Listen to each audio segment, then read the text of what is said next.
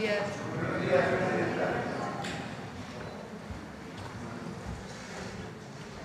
Buenos días. ¿Cómo están?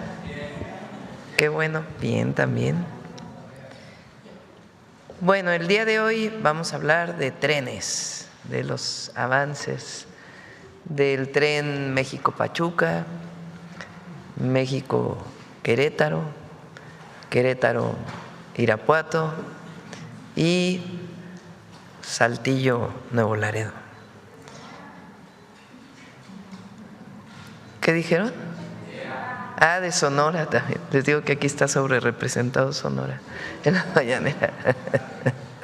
Bueno, antes de ello le voy a pedir a Jesús Esteva que presente los avances de atención a la emergencia. Y después está con nosotros Edna Vega, secretaria de Desarrollo Agrario, Territorial y Urbano, porque queremos platicarles también cómo se va adquiriendo el derecho de vía, que se hace de manera consensada, hablando con la población. También para ello está aquí Néstor Núñez, que es el titular de la Unidad de Vinculación Institucional y Patrimonio de la Secretaría de Infraestructura, Comunicaciones y Transportes. Está el maestro Andrés Layuz, Griselda Martínez, subsecretaria de Ordenamiento Agrario, y está el comandante del agrupamiento de ingenieros Felipe Ángeles, que ustedes conocen muy bien, el general Ricardo Vallejo. Y para cerrar está con nosotros Miguel Elorza, que hoy es el detector de mentiras. Entonces primero le damos la palabra a Jesús y después ya hacemos la presentación completa. Adelante. Con su permiso, señora presidenta, buenos días a todas y a todos.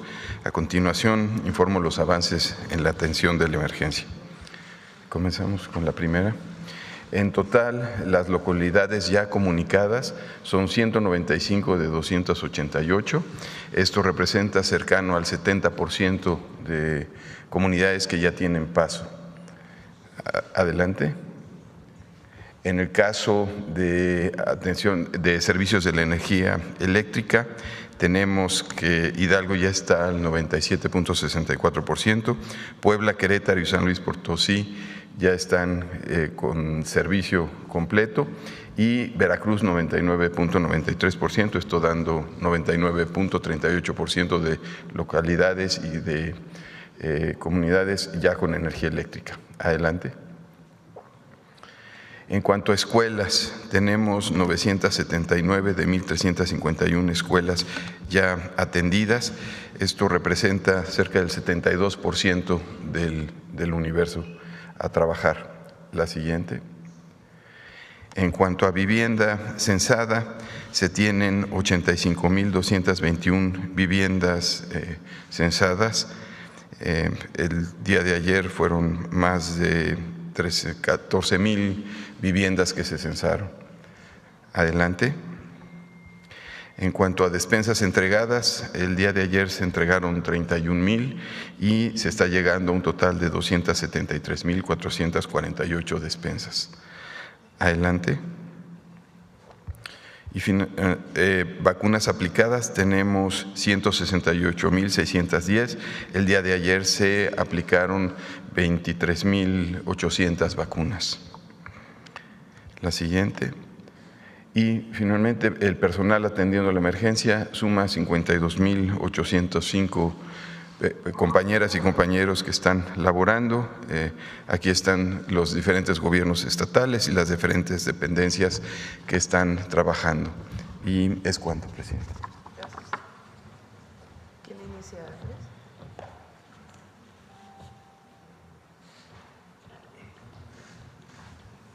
Buenos días, con su permiso, presidenta. Buenos días a todas y todos. No sé si puedo usar el micrófono. Muy buenos días. Les voy a hacer un informe sobre dónde estamos en el proyecto de trenes de pasajeros, en la fase que ya estamos implementando y también en la fase que ya estamos empezando los estudios, que es la fase 2, que evidentemente contiene información que después tanto la secretaria Edna Vega como el general Vallejo también complementarán con respecto a la obra, y también Néstor. La que sigue, por favor. Bueno, simplemente para recordar en qué consisten las fases. La fase 1 es Ciudad de México-Pachuca, Ciudad de México-Querétaro, Querétaro-Irapuato y Saltillo-Nuevo Laredo. Toda la fase 1, que son 787 kilómetros, ya está en obra en distintos tramos. Y ya iniciamos estudios técnicos en Irapuato, Guadalajara, Querétaro, San Luis Potosí, Saltillo y Mazatlán, Los Mochis. La que sigue, por favor. Las características, para no olvidarlas, son vías dedicadas, aprovechando el derecho de vía existente, lo cual se abundará más adelante, con una velocidad de diseño máxima de entre 160 y 200 kilómetros por hora. Los trenes de Ciudad de México-Pachuca, que ahorita también mostraré, son trenes eléctricos. El resto de la red es con diésel eléctrico. También ahorita les daré información sobre esa segunda licitación de trenes. Las estaciones se dividen entre estaciones principales y secundarias y también paraderos. Y tendremos servicios regionales y servicios entre ciudades. Esto ya es un avance un poco más afinado de las características de las estaciones. Esto se ha venido trabajando en conjunto entre la SICT, la unidad de proyectos y arquitectura del SICT, el agrupamiento de ingenieros y la agencia. La que sigue, por favor. Una cosa muy importante, cuando les mostramos el mapa donde aparecen los dos recorridos hasta Nogales y hasta Nuevo Laredo, el punto de partida es Buenavista. Esto quiere decir que para la estación Buenavista necesitamos hacer una ampliación de capacidad. Ya empezaron los trabajos de ampliación de esa capacidad, donde vamos a tener más andenes y vamos a tener más vías. ¿Por qué? Buenavista es un buen punto de partida para los dos recorridos. Lo primero es que tiene una ubicación céntrica y estratégica en la Ciudad de México. Como saben, está, digamos, cerca de la zona central, aunque no en el mero centro de la ciudad. Tiene una enorme conectividad con el resto de la ciudad. Tiene conectividad con el metro, tiene conectividad con Metrobús y actualmente opera el tren suburbano. También está sobre Insurgentes y sobre un eje. Estamos aprovechando la infraestructura que existe, que de hecho, a partir del proceso de privatización que ya hemos mencionado en los años 90, se redujo realmente el uso que se le da a Buenavista solamente al servicio que existía a Cuautitlán, lo cual en términos de la capacidad total era una reducción. Ahorita no solo vamos a aprovechar la capacidad que hoy existe, vamos a aprovechar cierta capacidad que existía que no estaba en uso, pero también estamos ampliando la capacidad. En total vamos a tener 9 vías totales, se hará una ampliación y se construirán nuevos andenes y se hará una reconfiguración del área de vestíbulo, del área de taquillas y de los accesos. La que sigue, por favor.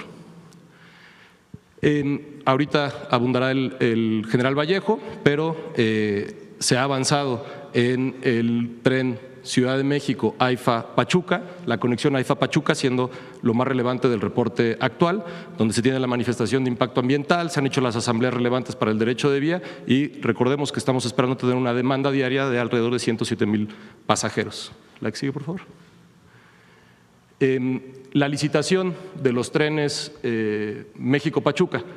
Fue una licitación en donde participaron 2 empresas. Tenemos para la adquisición de 15 trenes de pasajeros con una velocidad máxima de 130 kilómetros por hora, con una longitud de cada tren de 100 metros, pero que están hechos de tal forma que podemos acoplarlos. Es decir, podemos tener un tren doble que en hora pico puede mover mucho más gente. Son trenes seguros, tienen ciertas características de confort. Caben más de 700 pasajeros en el tren, con 315 asientos ergonómicos, siendo un servicio, digamos, de corta distancia todavía dentro de la zona metropolitana. Se considera que van personas paradas en este tren, con accesibilidad universal, con accesos a nivel y asientos prioritarios, por supuesto sistemas de información al pasajero. La empresa que ganó la licitación es CRRC y ya iniciaron los trabajos de diseño y fabricación. Esta es una primera imagen del diseño del tren, todavía estamos revisándola, pero es la primera aproximación que tenemos y la llegada del primer tren será el 4º trimestre de 2026. La que sigue, por favor. Luego tenemos esto que aparece como un tramo muy largo porque incluye desde la Ciudad de México hasta Querétaro, que es el trabajo que está haciendo el agrupamiento de ingenieros Felipe Ángeles, pero también de Querétaro hacia Irapuato. Estamos estimando que son alrededor de 50,000 pasajeros diarios en el recorrido. y que tenemos distintos servicios como puede ser Ciudad de México-Querétaro, Querétaro-Irapuato, Ciudad de México-Irapuato, San Juan del Río-Celaya y Celaya-Irapuato. Esto es muy importante porque, como saben, la vida cotidiana entre las ciudades del Bajío es una vía que no siempre o no necesariamente tiene por qué estar conectada a la Ciudad de México, es una vida propia del Bajío y por eso se vuelve tan importante este tren, porque ofrece una conectividad entre ciudades que tienen esa vida cotidiana conjunta. Estamos ya todos los tramos están o licitados y contratados, como es el primer tramo de 30 kilómetros entre Querétaro y Celaya, el tramo de 70 kilómetros entre Celaya y casi la entrada a Irapuato, y estamos en el proceso ya de licitación del último tramo de Irapuato, que incluye también las estaciones y base de mantenimiento. El 23 de octubre se publicó la licitación. La que sigue, hoy, 23 de octubre, mañana, la que sigue, por favor. Aquí hemos recibido, y es normal, hemos presentado ya, la presidenta designó la estación La Corregidora en Querétaro.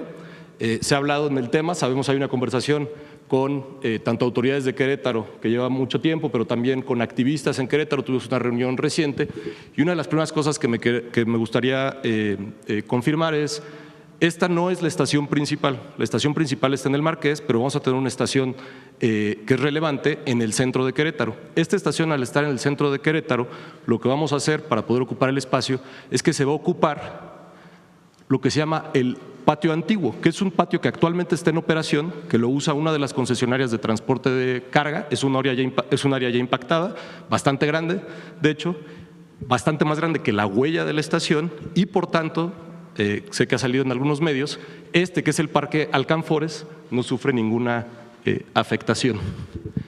El predio es de 3 hectáreas, pero la superficie de la estación es de alrededor de 2.600 metros cuadrados. ¿Por qué se escogió ese sitio? Es una ubicación estratégica, está realmente muy cerca del centro de Querétaro, se puede caminar al centro histórico de Querétaro, es de alta densidad poblacional, es decir, le ofrece un servicio de transporte a muchas personas que viven en el centro de Querétaro para conectarse precisamente a una zona donde hay crecimiento tanto poblacional como económico, que es el Marqués, por ejemplo, solo dentro de la zona de Querétaro, y también porque tiene rutas de transporte que cruzan por esa zona y que permite tener una conectividad no solo al centro, sino al resto de la ciudad de Querétaro. La que sigue, por favor.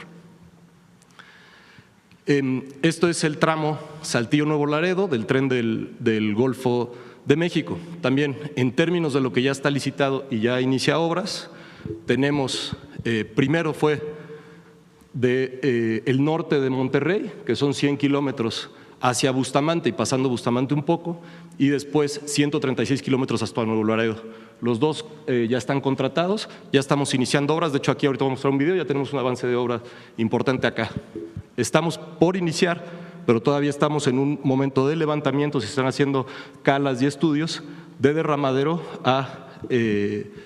hasta García y Santa Catarina en Monterrey, y vamos a sacar la licitación en las fechas que sacamos, que muestro aquí, 27 de noviembre, 29 de octubre, de la zona metropolitana de Monterrey. La zona metropolitana de Monterrey, en términos del trabajo que se ha estado haciendo en conjunto con el agrupamiento de ingenieros, ha sido una que ha recibido un trato especial porque es una zona muy densa, con vialidades, con una vía de carga que cruza por el mero centro de la ciudad, con un patio ferroviario muy, muy grande. Entonces, nos hemos tomado el tiempo de ir acordando también con las autoridades estatales cuál es la mejor forma de cruzar, y ahorita ya estamos en condiciones de iniciar los procesos de licitación y también los procesos de licitación de estaciones. ¿Por qué no muestras cuáles son las que ya están definidas? Definidas, que ya inicia su construcción. Entonces, aquí este tramo de Derramadero hasta Santa Catarina ya está contratado, y ahorita ya hay trabajos, digamos, que se están haciendo en todo este tramo, que es la zona metropolitana de Saltillo. Derramadero es muy importante porque Derramadero es una zona de crecimiento industrial donde realmente hay muy poca vivienda o no hay vivienda, lo cual quiere decir que todos los trabajadores que llegan a Derramadero vienen de Saltillo todas las mañanas en autobús de personal, y se hace una larguísima hilera en la carretera que parece un tren cuando uno está ya a las 5 de la mañana, que va llegando a Derramadero. Y pasa lo mismo en el sentido de Ramos Arizpe, porque Ramos Arizpe es la entrada a una zona industrial que se llama Santa María, que solo esa zona industrial al día llegan alrededor de 18,000 trabajadores. Entonces, de hecho, estamos priorizando poder atender a esa población, que es una población que hoy ya tiene una necesidad muy definida. Sin embargo, dentro de este mismo contrato es toda la conexión hasta la zona metropolitana de Monterrey en Santa Catarina, donde el trabajo que hemos estado haciendo con el gobierno estatal en parte es para poder tener la conexión con el propio metro de Monterrey de tal forma que se vuelva parte del servicio metropolitano que se da en la zona. Aquí también ya empezamos los trabajos y estamos haciendo los preliminares para empezar los trabajos en este tramo. La que sigue, por favor. Entonces, bueno, estas son las características y los términos generales que contiene la obra. Este video es ya del tramo Querétaro-Irapuato, donde la empresa contratada, que es Mota Engil, está haciendo todos los preparativos de acopio de materiales y de zonas de trabajo con la maquinaria que ya empezó a movilizar. Estamos realmente a unos días de que veamos ya la construcción propiamente de lo que es terraplén, que es el preliminar, digamos, a la vía. La que sigue, por favor. Esta es la zona que les decía al norte de Monterrey, donde la empresa contratada es ICA. Aquí ya se empezó a hacer el desmonte justamente en el derecho de vía. Ahorita cuando el equipo abunde de derecho de vía, de cómo se está trabajando, tenemos la ventaja, sobre todo en distintos tramos tiene distintas características, pero en la mayor parte del tramo, que podemos trabajar sobre el derecho de vía existente, lo cual tiene una doble ventaja. Uno, por la adquisición misma del derecho de vía, en donde se ha estado compilando todos los títulos de propiedad que amparan esa propiedad, pero también en términos ambientales porque son zonas que ya estaban impactadas. Adelante. El día de ayer en la noche se publicó ya la licitación de los siguientes 47 trenes. Estos trenes tienen características distintas a la primera licitación que se hizo de trenes hacia Pachuca. La razón de esto es que estos son trenes que tendrán un recorrido más largo. De la Ciudad de México a Pachuca estamos estimando poquito más de 1 hora. Sin embargo, estos trenes podrán tener recorridos de más de 2 y 3 horas porque cruzarán pues muchos más kilómetros, ¿no? Estamos hablando de un recorrido de Saltillo a Nuevo Laredo de casi 400 kilómetros. Son 47 trenes de pasajeros, igual con velocidades máximas de entre 160 y 200 kilómetros por hora, con una longitud de 100 metros que permite acoplar 2 unidades, por las mismas razones. Sabemos que va a haber, les decía yo, la zona metropolitana de Monterrey. O sea, la zona metropolitana de Monterrey es probable que en ciertos horarios tengamos mucha más afluencia porque son varias estaciones dentro de Monterrey. Entonces, permite acoplar 2 unidades.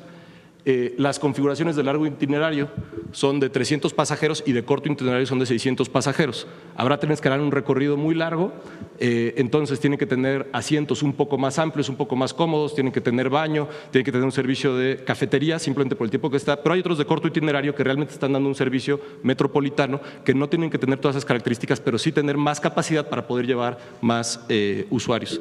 Por supuesto que está considerado que tengan accesibilidad universal y los sistemas de información a las personas.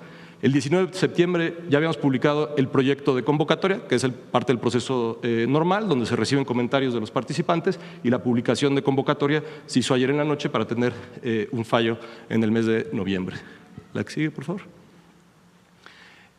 Los tramos que estamos ahora trabajando en términos de estudio son Irapuato-Guadalajara, Mazatlán-Los Mochis y el tren del Golfo de México de Querétaro-San Luis Potosí y de San Luis Potosí-Saltillo. Como lo hicimos en la primera fase, el agrupamiento de ingenieros Felipe Ángeles está haciendo el trabajo de ingeniería básica y parte de los estudios ambientales, y desde la Secretaría de Infraestructura, Comunicaciones y Transportes y la agencia estamos haciendo los estudios de demanda, de impacto social urbano, el análisis económico y también estudios ambientales. En este momento ya iniciaron, de hecho, los estudios, hicimos los procesos de licitación hace algunas semanas y el trabajo que está haciendo el agrupamiento ya lo informará el general Vallejo. Lo que tenemos hasta ahora. Muchas gracias. Gracias, Andrés. General. ¿Aquí? Sí.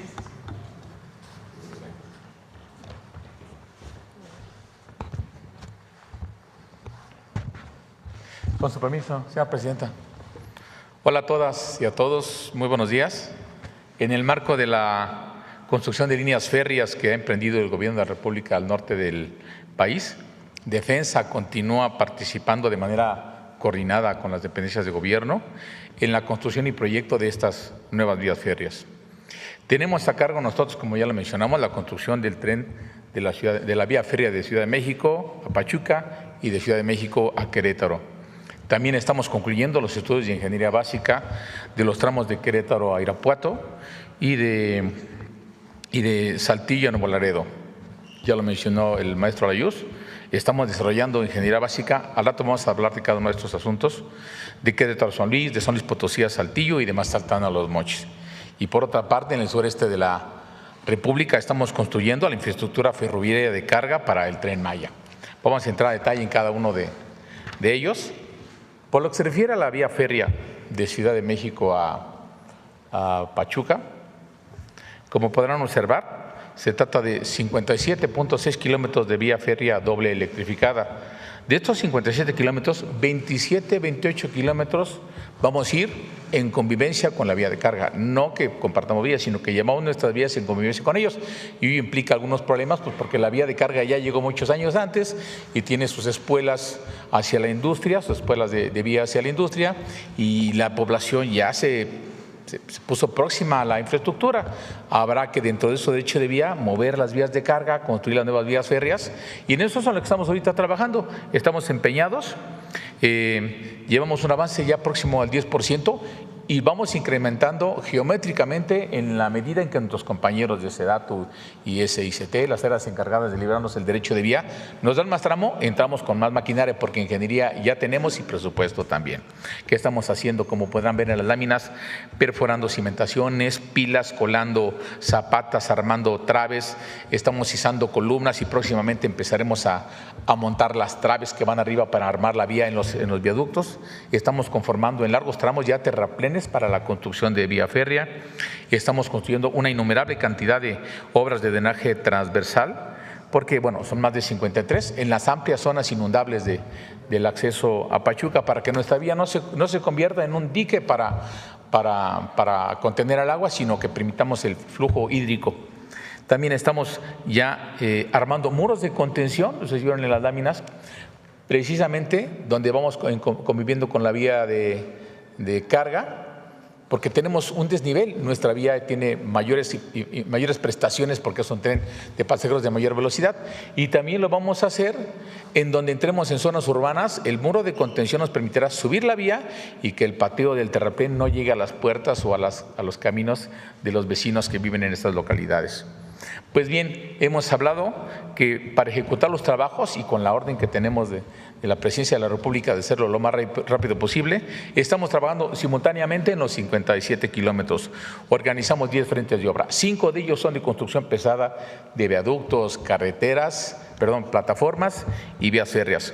2 son de energización y obra electromecánica, porque hoy vamos a llegar a colgarnos a las líneas de transmisión de alta tensión, construir las subestaciones principales, las subestaciones tractoras, conectarnos a la vía férrea, construir la catenaria que electrifica la vía. Por eso tenemos dos frentes de energización, un frente de catenaria, que es los cables eléctricos donde va a ir pegado energizándose el tren, y 2 frentes de ingeniería, uno de estudios previos y otro que acompaña en corto a los frentes de construcción en la construcción específica de viaductos, puentes y donde se requiera hacer más trabajos de ingeniería. Al momento hemos generado 8,000 empleos directos y se siguen incrementando diariamente. Ahora, ¿qué pasa con el tren que va? La vía férrea que estamos haciendo de Ciudad de México a Querétaro. Son 226 kilómetros de vía doble. De estos 226 kilómetros, 119 kilómetros vamos en convivencia paralelos a la vía de carga. Es decir, que estaremos conviviendo con un tren que alimenta a la industria y tendremos que convivir en ese mismo espacio. Habrá en ocasiones que mover la vía de carga, desplazarla para mover la vía de pasajeros. A veces utilizaremos vía de ellos y les construiremos nueva. Eso en base a la concepción operativa. Pero bueno, también habrá 106 kilómetros de vía totalmente nueva que nos permite mejorar la velocidad, las prestaciones y el confort para los pasajeros que viajen en los trenes de este tipo. Pues bien, ¿qué es lo que estamos haciendo en estos momentos? Conformando capas de terraplén de pasajeros en el derecho de vía de la infraestructura de carga. Es un proceso delicado de terraciar para que estructuralmente funcionen monolíticamente ambas plataformas. Estamos construyendo puentes vehiculares para salvar los nuevos trazos ya en el acceso a la ciudad de Querétaro. Estamos realizando muchos cortes y construcción de cimentaciones y vialidades. Ya estamos en la estación de San Juan del Río construyendo la cimentación y las vialidades. Estamos prefabricando elementos estructurales. Tenemos tan solo aquí 25 viaductos por 23 kilómetros. Ya en lo que estamos trabajando en terreno, ya mandamos a fabricar los cabezales, las traves, para nosotros desplantar columnas e ir avanzando. Es decir, estamos en un trabajo simultáneo. Aquí tenemos un total de 14 frentes de obra que trabajan simultáneamente ya. 12 de ellos son de construcción pesada, que hacen viaductos, plataforma y vía. Y 2 más de estudios de ingeniería, unos previos y otro que viene acompañando a los frentes de construcción en todos los detalles que podamos acelerarle para que sea una construcción más expedita. Aquí hemos generado también alrededor de 8.500 empleos y todos los días se vienen incrementando. Pasamos a la siguiente, por favor. Vamos a ver el desarrollo de la ingeniería básica. La ingeniería básica es muy importante, ahorita vamos a platicar por qué. Entendemos esta como la fase inicial de diseño y planificación para establecer los parámetros iniciales de costo, de proyecto, de parámetros y plazos de ejecución. Hemos hecho ya ingeniería básica en coordinación con nuestros compañeros de la Agencia Ferroviaria para los tramos Ciudad de México-Pachuca, México-Querétaro, Querétaro-Irapuato y Saltillo-Nuevo Laredo. Los porcentajes ya están muy avanzados y prácticamente estamos entregando resultados. En todos ellos generamos planos, especificaciones, informes de ingeniería, presupuestos y planificación de obra. ¿Qué es importante que les mencione? La instrucción de la Presidencia de la República fue que, en coordinación con ICT, con la Agencia Ferroviaria y el Cuerpo de Ingenieros del Ejército, desarrollemos los criterios de ingeniería para tener los mismos criterios de los trazos que ya estamos construyendo con los del norte, porque es una responsabilidad del Estado tener la política de comunicación, los destinos finales, las poblaciones intermedias, la tipología de construcción, las especificaciones de proyecto, para que en un futuro al Gobierno de México le sea mucho más económico planificar el mantenimiento y la ampliación de la vía férrea. Por eso llevamos esta homologación. Estamos trabajando en equipo, el cuerpo de ingenieros ya de manera interna con la experiencia que tenemos, desarrollamos el 60% de estos estudios ya son de hechura interna de ingeniería militar y el otro 40% con las empresas más especializadas en las campañas geotécnicas, geofísicas, geológicas, vuelos LIDAR, etcétera. Bueno, ¿qué hemos estado haciendo? Estamos haciendo primero, ya para los próximos tramos, juntas de coordinación con las autoridades normativas y con el futuro operador del Tren Maya para definir el trazo preliminar, ubicar paraderos, estaciones de manera inicial, gestiones con las dependencias estatales y municipales para que nos permitan ir a empezar a hacer los estudios. Estamos ya colocando nuestra red topográfica, estamos iniciando vuelos LIDAR y todo lo que lleva una campaña inicial de exploración. Ahora, en la que sigue vamos a hablar ya de la infraestructura de carga para el Tren Maya. Aquí también ya llevamos velocidad, vamos encarrerados, tenemos proyecto, presupuesto y materiales. Estamos construyendo la primera fase de la infraestructura de carga. Estamos trabajando en los complejos intermodales de carga más importantes para el Tren Maya. Estamos en la terminal Palenque, que va a ser un punto importante de conexión que lo vamos ahorita más adelante. La terminal Pochilá, que es una terminal que propiamente la terminal Mérida, la terminal Progreso, porque recibimos la orden de Presidencia de la República de conectar el anillo ferroviario y llevar vía nueva hasta Progreso, hasta el puerto, y la terminal Cancún. Estamos realizando trabajos, lo podrán ver en las imágenes, conformando las capas de material para recibir la plataforma de la vía. Estamos conformando ya terracerías interiores, colando vialidades en el interior, desplantando ya edificios técnicos y administrativos de las instalaciones de carga. Estamos construyendo edificaciones varias, accesos, muros perimetrales. Y evidentemente, tanto en este proyecto como los que mencioné hace ratito, estamos cumpliendo con todos los programas ambientales de prevención y mitigación.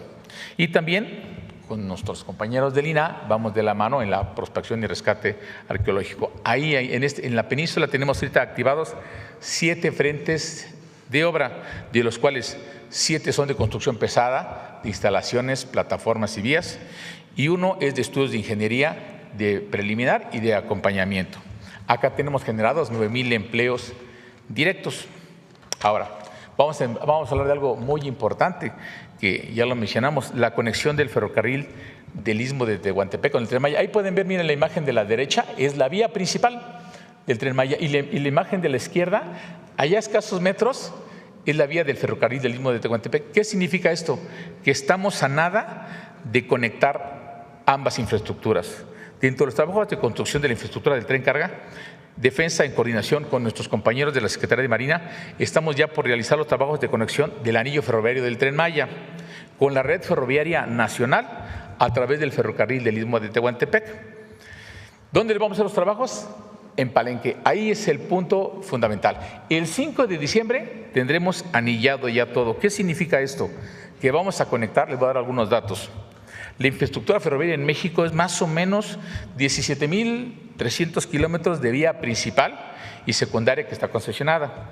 Hay 4,470 kilómetros de patios y laderos y hay como otros 1,500 de vía de particulares adentro de la industria. Todo eso suma como 23,400 kilómetros. A eso súmenle los 1,500 kilómetros de red ferroviaria del Tren Maya y también súmenle alrededor de 200 kilómetros más de patios y plataformas de carga y vía nueva que estamos haciendo en progreso. Ahí ya nada más suman más de 25,000 kilómetros, más el kilometraje de los nuevos trenes que estamos construyendo hacia el norte del país. Ya vamos a tener conexión de carga desde la frontera sur, desde Chetumal, por decir algo, a Nogales, a Juárez, a Laredo. Imagínense la importancia de que ya tengamos anillada ya tengamos conectada toda la red ferroviaria nacional. Pero bueno, seguimos. Referente a la infraestructura de carga del Tren Maya, continuamos hablando. También, aparte de los complejos, vamos a hacer dos estructuras. Vía férrea nueva de Pochilá a Progreso. De Pochilá, pues es realmente el sur de Mérida, donde tenemos un complejo de carga intermodal para el Tren Maya, y ahí llevamos vía hasta el puerto. Y en el puerto tenemos un complejo adicional con instalaciones para carga general, pero sobre todo una terminal de almacenamiento y distribución para recibir el combustible del puerto y que Tren Maya, con su nueva infraestructura ferroviaria y su material rodante y locomotoras, lo pueda distribuir. Y en esta conexión con Palenque, que lo puede llevar o traer del resto del territorio. Y también ahí estamos hablando de casi 49 kilómetros de vía nueva de alta especificación que se conecta a la red ferroviaria. Y luego vamos a rehabilitar el ramal Pochilá-Mérida. Esa ramal Pochilá-Mérida realmente era la vieja vía del ferrocarril del Istmo de Tehuantepec que venía desde Campeche, entraba a la ciudad de Mérida, la cruzaba y se dirigía a Progreso, al puerto. Pues bien, se canceló la vía, mucha industria al sur oeste de la población de Mérida se quedó con industria pesada pegada a la vía, pero no se estaba operando. Hoy se van a rehabilitar alrededor de 18 kilómetros que va a permitir una dinamización enorme de la carga ferroviaria. Al menos ya tenemos 24 cartas de intención por parte de la empresa Tren Maya que nos los ha mencionado para poner espuelas de carga a la industria. Eso va a mejorar las condiciones de carga, reducir el tráfico de carga en las vías, en las carreteras, bajar los costos, asegurar el transporte, mejorar el ambiente. Pues bien, en todos ellos estamos desmantelando vía antigua, construyendo nuevos terraplenes, acercando materiales, haciendo ingeniería y trabajando de manera coordinada también con el Estado, con sus proyectos estatales de revestimiento de Tren Maya y con los alcances de los proyectos ferroviarios, es decir, armonizando nuestros proyectos tanto federal como estatal.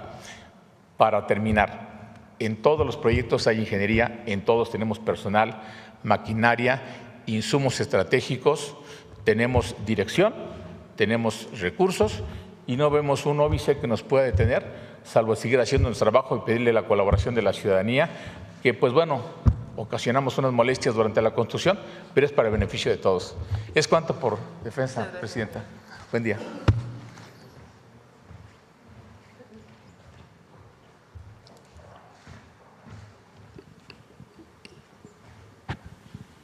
Con su permiso, Presidenta, muy buenos días a todos y todas. Todo esto nos acaban de proyectar Andrés Layuz, el general Vallejo.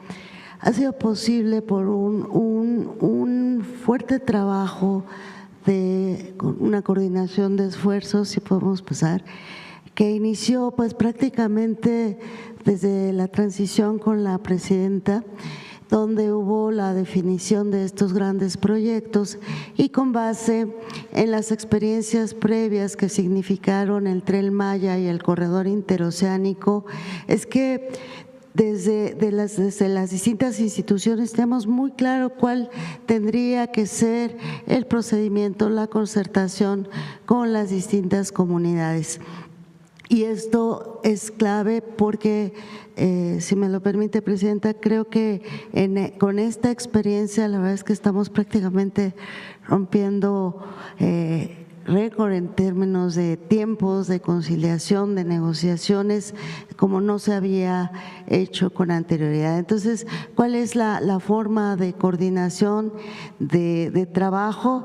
Efectivamente, la Secretaría de Infraestructura, Comunicaciones y Transportes identifica este derecho de vía histórico en muchos de los tramos. 66% del derecho de vía ya existía, entonces fue sobre el nuevo proyecto ir adecuando esta superficie. Entonces se identificó ese derecho de vía histórico entre SEDENA, SICT, en particular la agencia ferroviaria, definen este nuevo trazo, los ajustes o las optimizaciones al mismo, y de manera conjunta SICT y SEDATU inician todo este proceso para la adquisición de nuevo derecho de vía, y nos apoyamos también en INDAVIN para justamente tener los avalúos conforme lo marca la ley para los pagos que se requieran, ya sea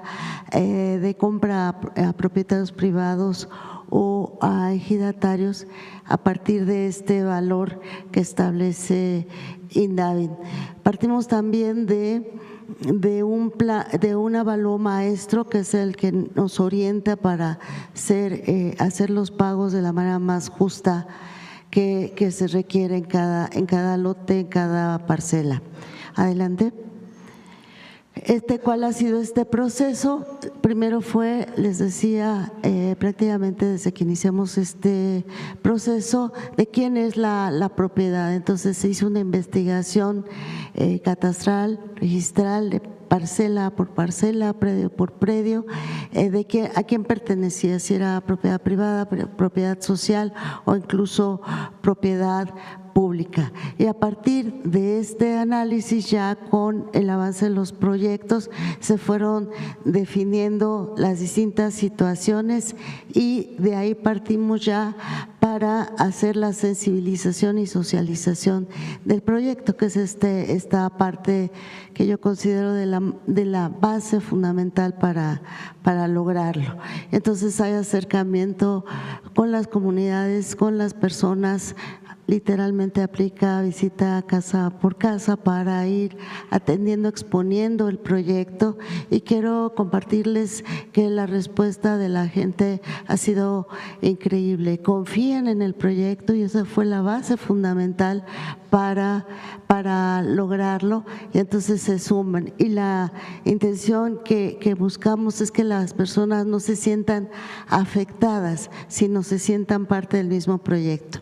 Y a partir de esta información se dan los caminamientos de las distintas instituciones, varios equipos van caminando sobre lo que es la propuesta del proyecto, y en las distintas reuniones, asambleas, se atienden a los vecinos dudas, inquietudes, incluso quejas. Ya nuestro compañero Néstor va a explicar el detalle de lo que se ha logrado, que incluso va mucho más allá del derecho de vía.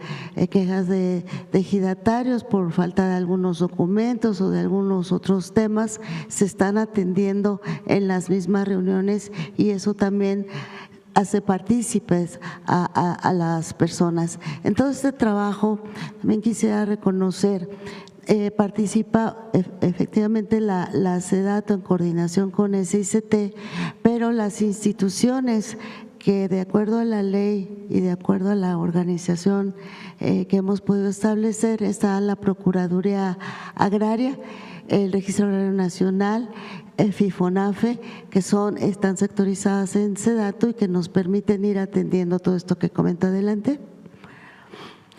Entonces, a partir de todos estos datos, esta información nos parece importante presentarlo. El derecho de vía se establece tanto para las propias vías, las estaciones e infraestructura complementaria que nos vayan indicando SICT y SEDENA, los laderos y distintos espacios que se requiere. Entonces, sobre la base del derecho de vía histórico, que pueden ver aquí una imagen muy importante de ese derecho de vía de principios del siglo pasado, y también en algunos casos posibles reservas territoriales de los gobiernos estatales y municipales. Una vez que se define esta situación jurídica entre propiedad privada, propiedad social, se integran los expedientes, algo en lo cual también hemos logrado, por supuesto con el respaldo de la presidenta, es que los pagos se hagan de manera directa, sin intermediarios, y para serles franca, nunca se había hecho de manera tan expedita. Entonces, se dice, ya que se tienen los avalúos, hace el depósito en FIFONAFE, se cita a las personas para hacerles este pago, y entonces eso permite que la gente pues también esté más tranquila y con certeza, y nos permite también ya la ocupación de esa área, y ya el final del proceso será la inscripción a favor de SICT de todo este derecho de vía. En total, 1,607 predios liberados. Adelante, ya vamos a concluir. Estos son ejemplos del trabajo realizado por todas las instituciones. Agradezco a todos los compañeros y compañeras que han estado al frente de estas reuniones. Son 127 ejidos involucrados, 264 caminamientos que les comento. De acuerdo a la ley agraria, los requisitos para la concertación y que se firmen actas de asamblea son en algunos casos primeras, segundas convocatorias. Se ha cumplido cabalmente con todo lo que establece esta normatividad agraria. Ha sido de mucho diálogo para sobre todo atender las preguntas, las dudas, y siempre la gente sumándose. Adelante. Estas son entonces las estrategias de atención: sumar la participación social en el proyecto, dar certeza jurídica a las personas. También se incorporan algunos planteamientos de otras necesidades de la población, y al final la justicia social. No es parte de esta presentación, pero incluso en el tema de vivienda se suma el esfuerzo de la Comisión Nacional para reubicar a las familias que se requiere en proyectos de vivienda cercanos a donde hoy viven. Muchísimas gracias. Continuaré a Néstor. Néstor, aquí voy a… Sí, adelante. La que sigue, por favor. Pues conforme a la instrucción que nos dio la presidenta y complementando lo que señala bien la secretaria Edna, se organizó una liberadora del Estado en la que estamos trabajando de manera coordinada la Secretaría de Infraestructura, Comunicaciones y Transportes, la SEDATU, por supuesto la Agencia Reguladora y el Agrupamiento de Ingenieros Felipe Ángeles. Y esto nos ha permitido no tener que contratar privados para realizar el proceso de adquisición y liberación del derecho de vía. Lo hemos hecho de manera directa, sin intermediarios. Pero la orden de la presidenta también nos llevó a que no se atendiera solo la parte normativa y administrativa de la adquisición de la tierra para el derecho de vía, sino nos instruyó también a atender de una manera integral y con una perspectiva de justicia social la liberación de todo este derecho de vía. Y es por ello que también participan en este proceso de trabajo interinstitucional de manera permanente la Secretaría de Gobernación, la Secretaría de Bienestar, nos acompaña por supuesto Medio Ambiente. Estamos trabajando muy de la mano con el INPI para atender todo el tema de consultas indígenas. Para el caso, por ejemplo, del tramo de Ciudad de México a Querétaro, surgieron 13 comunidades otomíes en 8 ejidos y han sido consultados respecto del proceso de la liberación del derecho de vía y del proyecto de los trenes del norte. También, como ya lo decía el general Vallejo, estamos trabajando de la mano con el INAH para proteger toda la parte que tiene que ver con la historia de nuestro país y lo que nos vamos encontrando en este derecho de vía que, como ya también señalaba la secretaria Edna, pues es de 1890 más o menos hasta 1918 los títulos de propiedad originarios de esa parte. Trabajamos muy de la mano con CONAVI.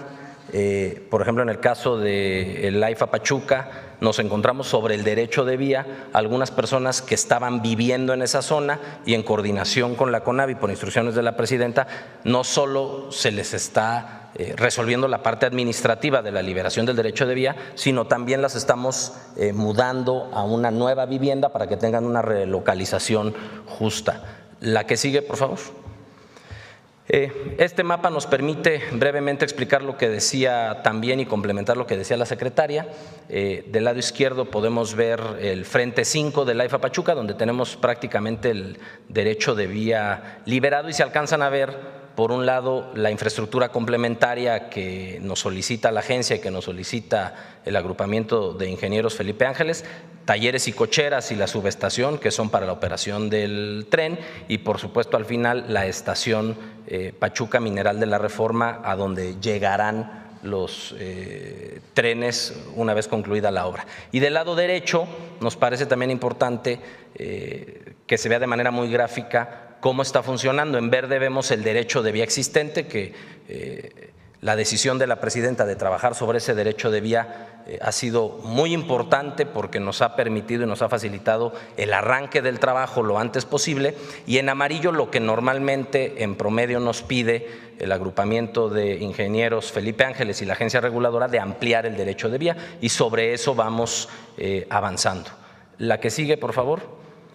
Trabajamos de manera coordinada por instrucciones de la presidenta, no solo a nivel gobierno federal, de manera interinstitucional con todas las dependencias que ya vieron en la diapositiva previa, sino también con los gobiernos de los estados y con los gobiernos municipales. Sostenemos reuniones periódicas, prácticamente una vez al mes, con todos los presidentes municipales en cada uno de los tramos de los frentes que tenemos abiertos de los trenes y también acompañados siempre de los gobiernos estatales. La que sigue, por favor. Y para terminar, presidenta, reportar hasta el día de ayer a las 11 de la noche la actualización de la liberación del derecho de vía en los 4 frentes de obra que se tienen trabajando este año.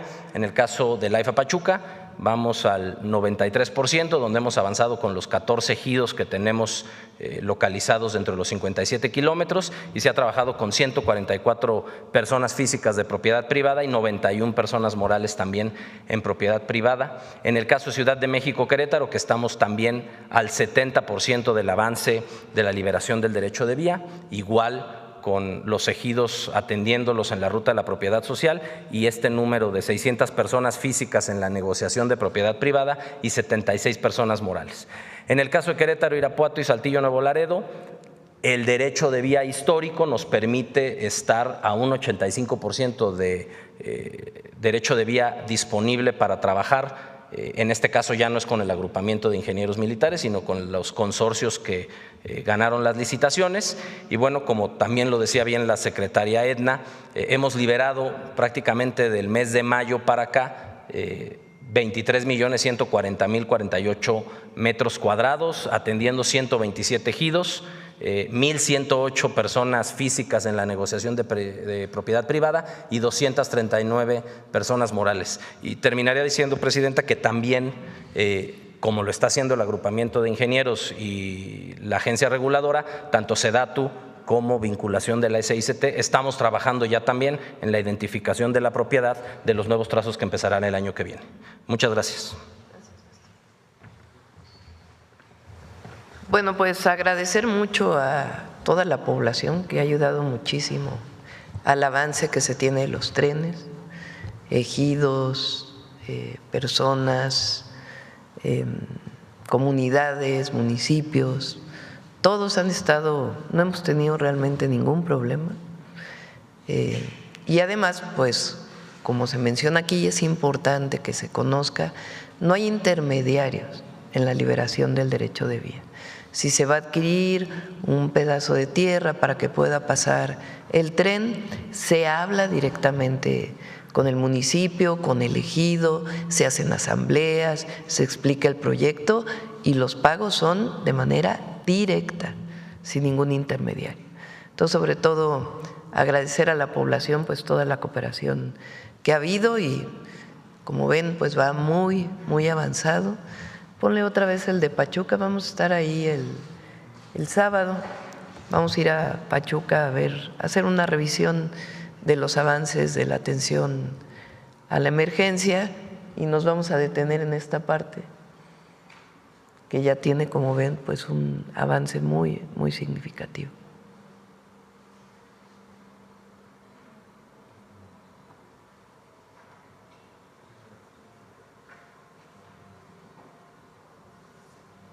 Y obviamente pues agradecer a ingenieros militares, al agrupamiento Felipe Ángeles y a todo el equipo. Bueno, adelante, vamos con las preguntas. A ver, tú que has… Buenos días, Presidenta. Buenos días a todos. Alberto Marroquín Espinosa de esahoraam.com desde Querétaro y Cancún y 10am.mx. Primero, Presidenta, reconocer la visión de su gobierno por recuperar el sistema ferroviario nacional, lo que es un transporte limpio, moderno y estratégico para reducir los gases de efecto invernadero. Y bueno, se ha especulado mucho sobre el tema del tren en Querétaro y sabemos que cuando se anuncian grandes proyectos suelen dispararse el valor del suelo. Y es aquí donde se tiene previsto por parte de la Federación una estrategia para mantener en reserva, no sé si mantener en reserva la estación principal de Querétaro, para asegurar sobre todo la especulación inmobiliaria, la gentrificación, sobre todo en la zona donde pudiera estar la estación. Ya vi en el mapa que aparentemente va a estar, no se aclaró, pero se ve que está en el Marqués, ahí vamos a aclarar sobre ese tema. Y también saber sobre la estación principal, que no es la corregidora, si ya se tiene contemplado o todo lo que es la infraestructura vial, porque si va a ser en el Marqués, pues sí es una zona de poca accesibilidad y el acceso normalmente es por la carretera 57, la autopista a México, y prácticamente en el primer puente es a la izquierda, sería el acceso hacia la zona de los Héroes, allá en Querétaro. No sé si te han contemplado toda la parte de vialidades que pudiera impactar o favorecer o mejorar la zona, porque hoy en día prácticamente hay dos accesos hacia esta zona, por los Arcos, subiendo por los Arcos, que es una vía, de doble carril, pero es muy angosta, y por la autopista 57. No sé, sería una primera cuestionamiento sobre varios que traigo sobre Querétaro. Andrés.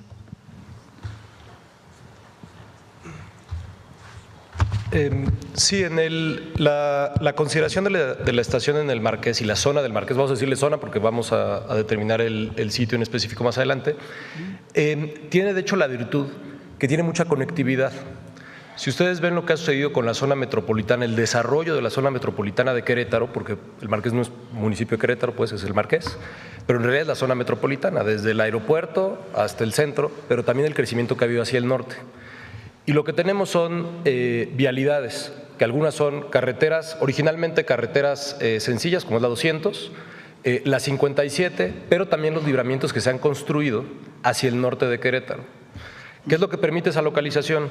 Que como Querétaro ha crecido hacia el norte y ha crecido hacia el aeropuerto, entonces al estar en el Marqués puedes tener la conectividad desde el centro de Querétaro, en parte en tren, pero no solo en tren, y desde el norte y el poniente y el sur por las distintas autopistas y carreteras.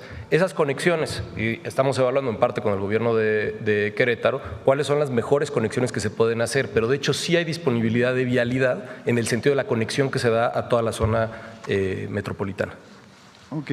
Y bueno, para aclarar sobre todo el tema del tren, bueno, la estación de la Corregidora en el centro histórico, pues ahí ha habido una serie de cuestionamientos de algunos ambientalistas en Querétaro. Bueno, al menos ya se aclaró ahorita que ya no se va a impactar el Parque Alcanfores, que eso es muy importante, ¿no? Ahí rompemos muchos mitos y muchos cuestionamientos que había en Querétaro, ¿no? Pero también ahí hacen mención a un programa parcial de desarrollo urbano de la zona de monumentos y barrios tradicionales, que está publicado en La Sombra de Arteaga, que es el diario oficial de Querétaro, el 25 de octubre de 2018, que prácticamente habla en esas partes que las vías del tren deben relocalizarse y se prohíbe el uso ferroviario. Digo, lo comento porque pues ahí está, ¿no? Y sobre todo, yo entiendo que a lo mejor no puede ser retroactivo a unas vías, a un impacto que ya viene desde hace 100 años, ¿no? Prácticamente, ¿no? ¿Qué opinión tienen al respecto? Sí, el instrumento, y digamos, es normal que exista ese instrumento. ¿Por qué? Porque Querétaro y la zona central de Querétaro pues es patrimonio del país, ¿no? Por razones históricas, por razones arquitectónicas, por razones de espacio público, y es normal que haya un plan parcial para conservar las características del centro histórico de Querétaro. Ese mismo instrumento plantea efectivamente la consideración de que en el futuro no pasara por ahí el tren de carga. No lo plantea como una necesidad, no lo plantea como una obligación. ¿Por qué? Porque el derecho de vía y toda la zona, incluyendo el patio que yo mencionaba, es un derecho de vía federal preexistente al instrumento.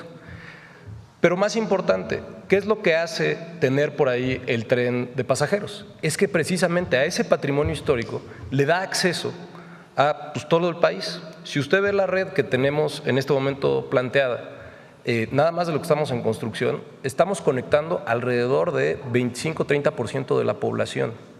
Y eso lo que quiere decir es que es un reconocimiento a ese patrimonio histórico de Querétaro y cómo ha sido conservado hasta el momento. Las áreas en donde se hará el trabajo son áreas que ya existen, que ya tienen una vía o que ya tienen infraestructura ferroviaria, ¿no? Entonces, por eso realmente no hay un cambio a las condiciones que tiene el centro de Querétaro.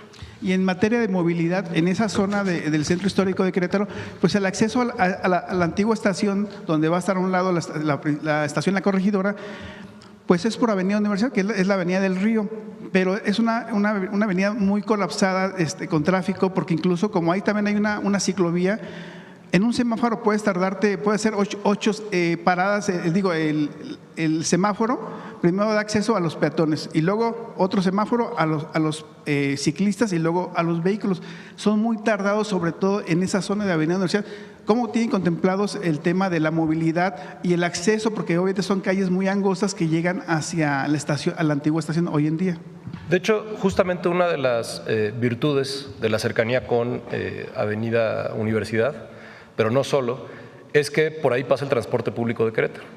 Querétaro, como saben, reestructuró su sistema de transporte público y los múltiples trayectos que cruzan por la zona donde actualmente está el patio ferroviario permiten que la conexión se pueda hacer en transporte colectivo o se pueda hacer peatonalmente. Eso es realmente lo que puede tener un impacto, yo diría más bien positivo, en la movilidad de la zona, porque tienes más personas moviéndose en medios de transporte que ocupan menos espacio. Y el mismo plan parcial que usted mencionaba, justamente lo que dice es que debe de haber un conjunto de propuestas para mejorar la conexión con el transporte foráneo. Y es precisamente lo que hace este tren. Porque prácticamente la Avenida Universidad hacia la estación son como 3 cuadras. Así es. Y para ahí, ¿cómo van a solucionar esa parte de lo angosto que son esas calles para tener acceso hacia un transporte público a esa zona? Todo eso y es normal en un proyecto, lo vamos a revisar, lo vamos a trabajar en conjunto, vamos a escuchar a quienes tengamos que escuchar y en ese sentido, insisto, creo que son dudas normales que surgen, pero que se pueden atender.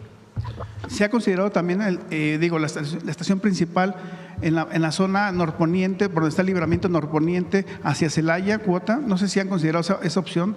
En este momento no está considerado así, está considerado el Marqués y en esta estación más pequeña en el centro. Ok.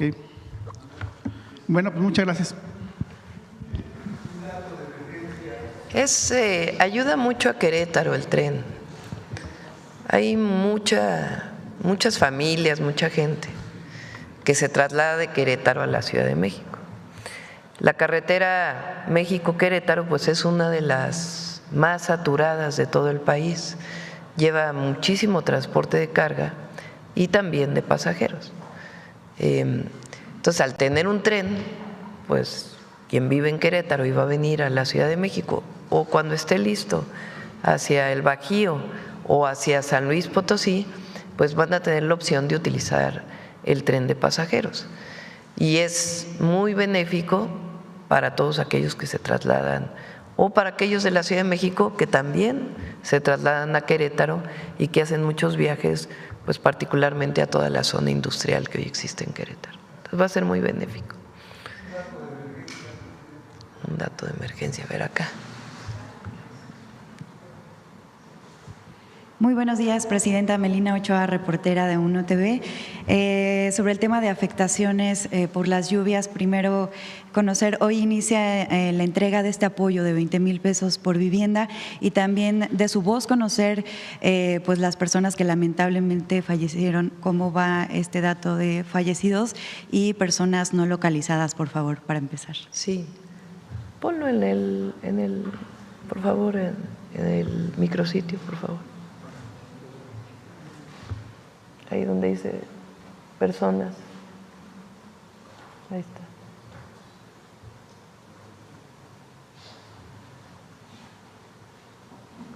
Ahí en el micrositio pueden ustedes informarse todo el tiempo. Ha habido personas ya localizadas, algunas que con la revisión del 079 o el propio gobierno del Estado ha buscado, y 2 personas que no habían sido identificadas y que lamentablemente habían fallecido. Entonces, todos los días se hace esta revisión.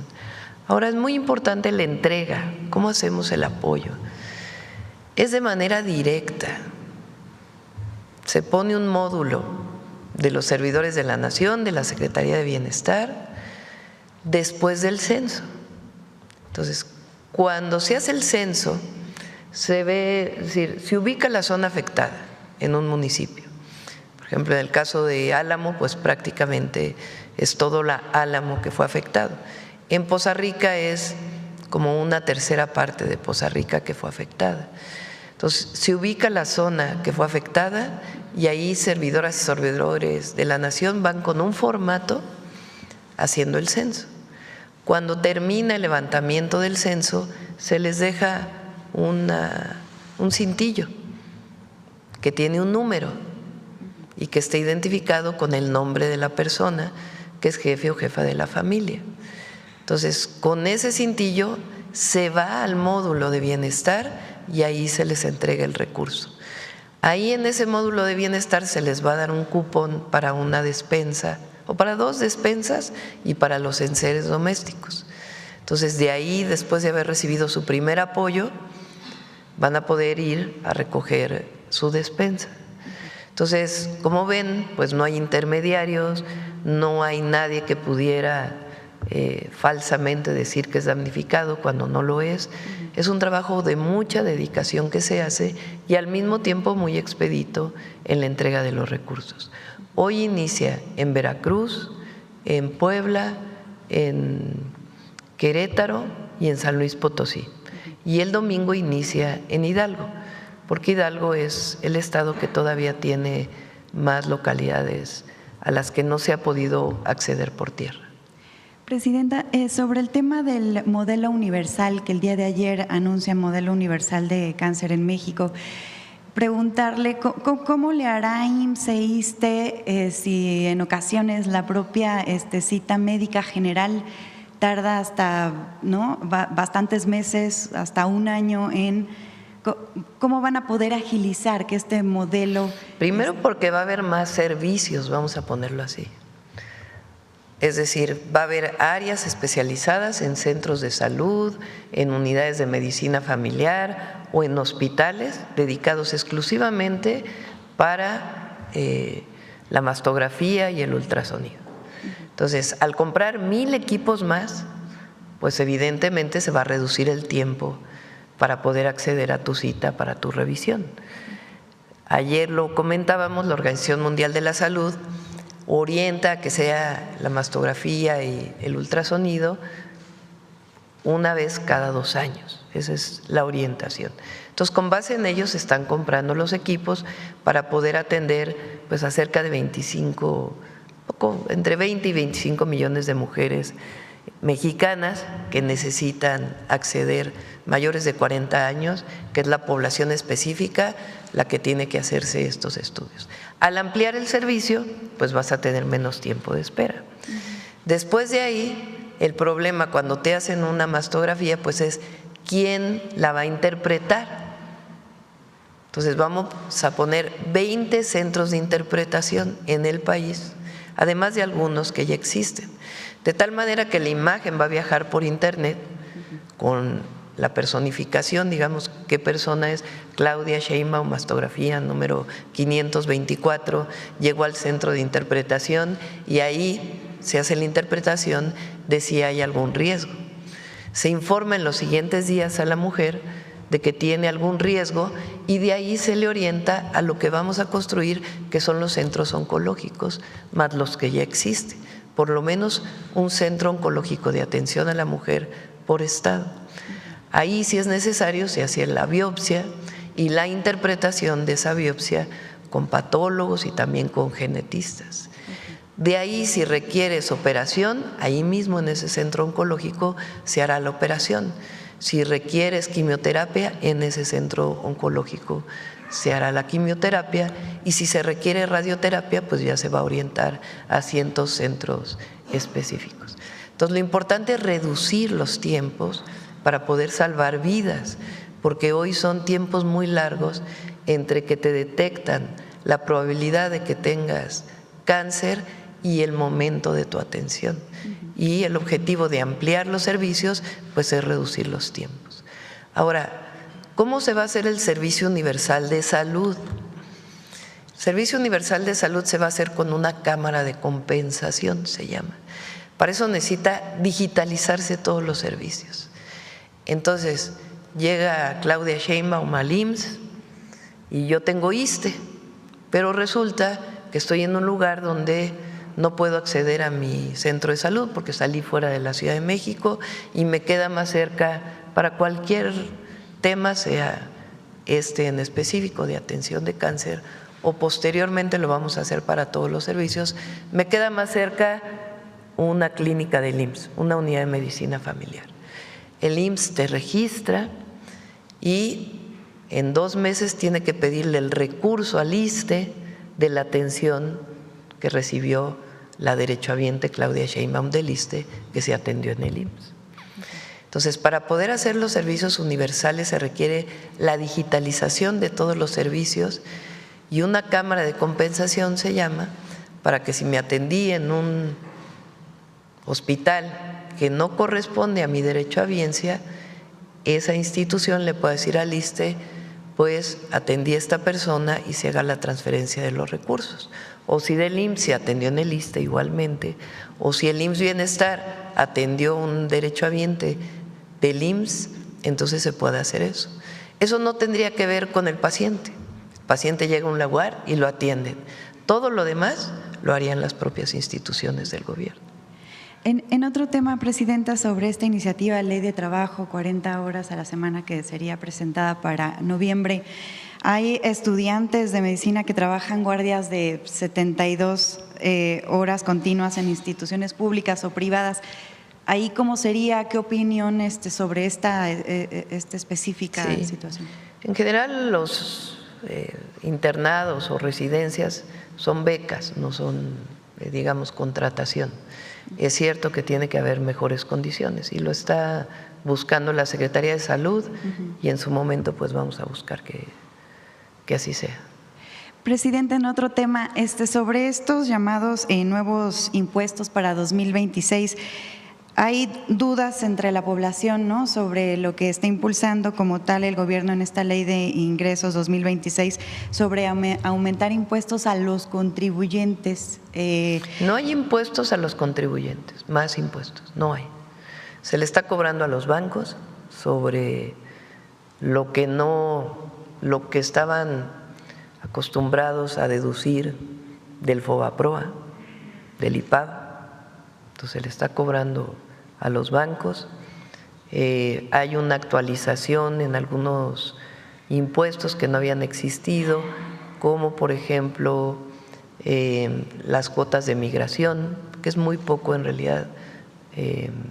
Para visitantes extranjeros también hay una actualización que en realidad es muy poca comparado con el costo de un boleto de avión, por ejemplo.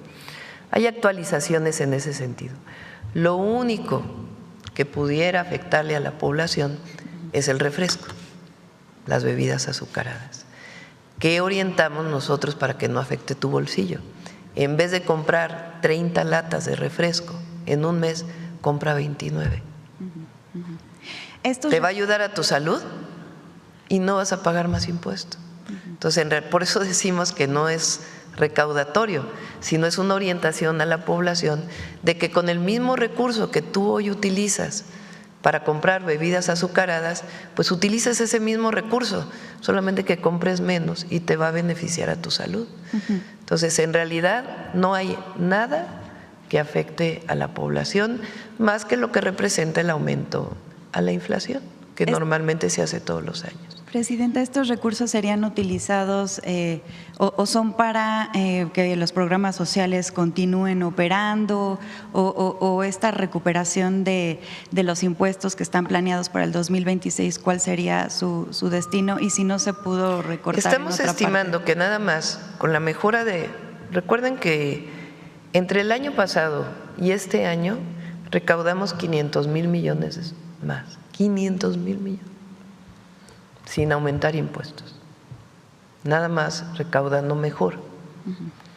Desde que estuve en campaña yo planteé que había 2 áreas donde podíamos tener mucha oportunidad de recaudación, disminuyendo todavía más la corrupción que pueda haber todavía en ciertas áreas y facilitando a los contribuyentes el pago de impuestos.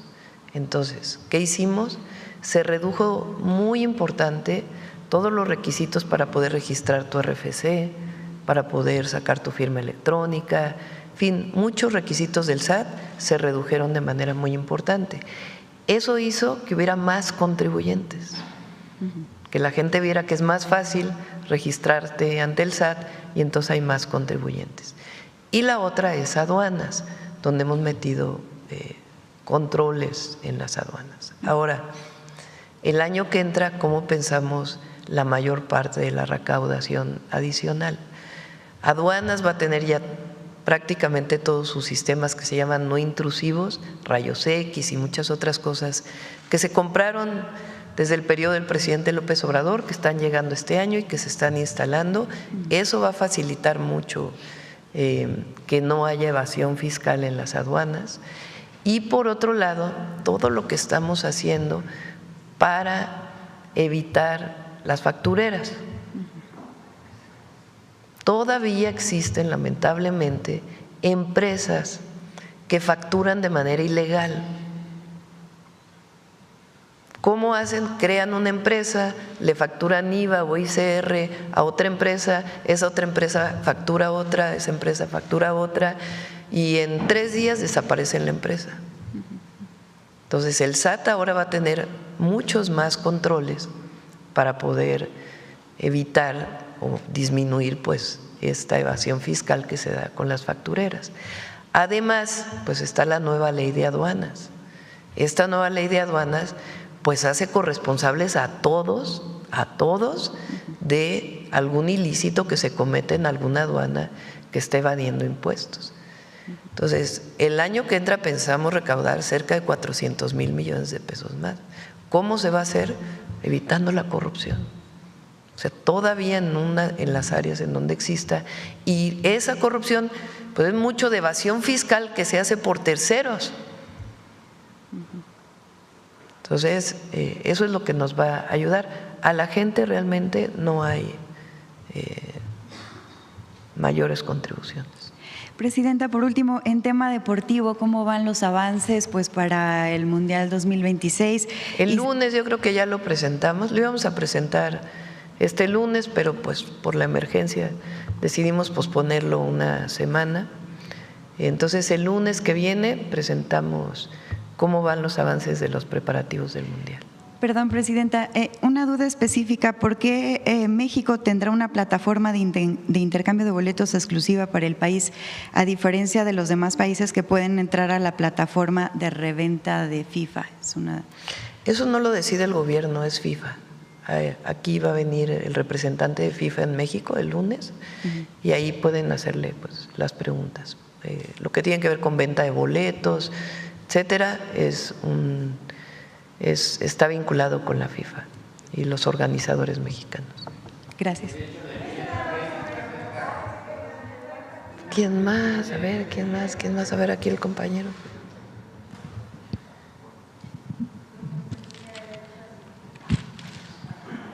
Gracias, presidenta. Buenos días. Permanezco sentado para no estorbar al tiro de cámara. Mauricio Bautista, de la Jornada Estado de México y la Jornada Hidalgo. Presidenta, sobre el tren México-Querétaro, en la Jornada Hidalgo informamos que personal del INAH detectó por lo menos 141 sitios arqueológicos, 2 de interés en Tula. ¿Qué medidas se están tomando para evitar que el tren dañe estos vestigios? Se trabaja directamente con el INAH. Se encontraron unos grabados, ¿cómo le llaman? Petrograbados, cerca de la región de Tula, ¿verdad? ¿Es así? Y lo que se va a hacer, primero se vio con el INAH si era factible rescatarlos y ponerlos en algún museo para la vista de todos, pero es una zona pues de mucho mayor complejidad, incluso para los pueblos originarios de hoy que lo reconocen como un santuario. Entonces va a cambiar la vía, pues se va a cambiar la ruta, muy poquito, en realidad no representa grandes costos. Entonces el INAH está en la mesa de trabajo y ahí se va tomando la decisión a partir de la revisión que se hace. Y obviamente pues tenemos mucha experiencia de lo que se hizo con el Tren Maya, cómo se trabajó con el Tren Maya, y eso pues permite que hoy podamos avanzar más rápidamente. Gracias, presidenta. ¿Ya hay una cifra de cuántos sitios de este tipo se detectaron en el derecho de vía y cuántos ya están siendo atendidos directamente por el INAH? ¿Tienes el dato, Néstor? ¿O tienen el dato? Sí. Coméntele.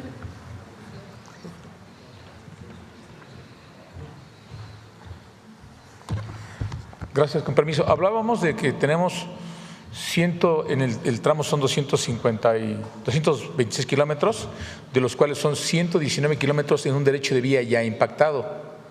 Pero también tenemos 100 kilómetros de nuevo trazo. En ese nuevo trazo hay que realizar, además de los estudios ambientales, una campaña de prospección y rescate arqueológico. ¿Qué es lo que está sucediendo? Por eso, cuando vamos a hacer vía nueva, nos topamos, como lo mencionó la presidenta, en la zona de Tula, en un acantilado, unos petrograbados. La primera intención nuestra es, ya tenemos el trazo, pues bueno, retiremos esas piedras y llevemos a un lugar donde podamos exhibirlas. Fue el propio titular del INAH, el maestro Omar, con su equipo, y dictaminaron que no era posible. Entonces nosotros informamos de un nuevo ajuste de trazo, que son 8 kilómetros para salvar 70 metros. Imagínense, para salvar 70 metros de esa zona de petrograbados, tenemos que desviar la vía 4 kilómetros antes y 4 kilómetros después. No impacta tanto presupuestalmente, ya lo vimos, ya lo hicimos y conciliamos. Ahora seguimos prospectando. En ese nuevo derecho de vía que nos vienen liberando nuestros compañeros, adelante de nosotros van los arqueólogos. Y dicho sea de paso, el proyecto permite rescatar la historia y los antecedentes de estos lugares. Tula es un lugar de una población azteca. De hecho, ayer estábamos con los arqueólogos en esa zona, precisamente pasando Tula, en la zona del río, donde converge el circuito exterior, el circuito mexiquense. Ahí vamos a cruzar con un viaducto de 3 kilómetros. Venimos prospectando la zona de cimentación y los compañeros de línea ahorita en estos momentos están rescatando restos óseos que van, rescatan, los recuperan, los estudian. Con el proyecto, con la misma financiamiento del proyecto, ellos vienen recuperando nuestro pasado histórico. ¿Cuántos van a ser? No lo sabemos. En la medida que se van liberando terrenos, entra el equipo de vanguardia de ellos y va prospectando y nos va liberando el terreno para poder nosotros meter la maquinaria. Entonces se lleva pleno respeto. ¿Y cuántos van a aparecer? Los que tengan que aparecer se rescatarán, se exhibirán, y si es algo muy importante posiblemente modificaremos el trazo, pero se trabaja de manera coordinada, que es lo más importante. Muchas gracias. Entonces, no solo en el México Querétaro, sino también en los demás proyectos se consideran cambios de trazo. Todo. El INAH va trabajando junto con el equipo y el INAH hace la valoración. Ahí donde se pueden rescatar las piezas y exponer en otro lugar, se hace en coordinación también con las comunidades actuales, no es solamente la decisión del INAH. Y ahí en donde se tiene que cambiar el trazo, pues se cambia el trazo. Esto por un lado, digamos, de sitios arqueológicos, pero cuando pasamos por comunidades indígenas, pueblos originarios, se tiene que hacer necesariamente la consulta. Ahí entra el Instituto Nacional de Pueblos Indígenas, se hace la consulta indígena y ahí muchas veces se piden muchas cosas para poder hacer de este proyecto no solo un proyecto de movilidad, quien se mueve de la Ciudad de México a Querétaro, sino un proyecto que corresponde a nuestra visión, que es un proyecto de justicia social y que todas las comunidades que viven alrededor del tren pues puedan ser beneficiadas, que no les afecte, sino al revés, que tengan beneficios. En esta consideración que se está haciendo de que algunas piezas se puedan mover, aquellas que no ocurra, que no se puedan mover por la situación en la que se encuentren, ¿se está considerando algún mecanismo como un museo de sitio, por ejemplo, para que estos recursos culturales pues se vuelvan turísticos también? En todos los casos. La idea no solamente, repito, es el tren per se, sino la justicia social y la recuperación de nuestra memoria histórica que pueda ser expuesta para beneficio de todas y todos. Muchas gracias, presidente. Gracias. Carlos. Buenos días a todos. Carlos Navarro, de Heraldo Media Group. Presidenta, tras el manejo de la emergencia por las lluvias extraordinarias, donde en una encuesta el Heraldo le da el 65% de la aprobación, ¿usted cómo se siente con este manejo? ¿Considera que puede haber ajustes? Esto es una elección de toquemos madera para temas venideros. ¿Cómo se siente usted en este caso? Lo primero es que hay que ponerse al frente, digamos. No puede uno, frente a una situación de emergencia como esta, decir, bueno, pues allá atiéndanlo y a ver qué resulta. Hay que, sobre todo la labor de coordinación, así como en el tren la labor de coordinación es fundamental, o en las obras públicas, en el caso de atención a una emergencia, la coordinación lo es todo.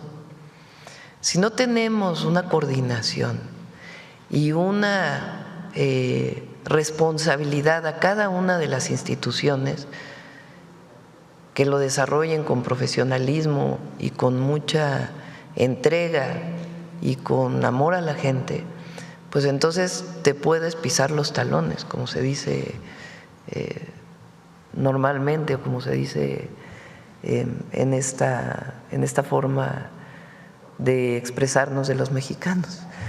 ¿Qué quiere decir eso? A ver, si hay que abrir un camino y llega SICT y llega la Secretaría de Obras del Estado y llega el municipio, pues no nos vamos a poner de acuerdo.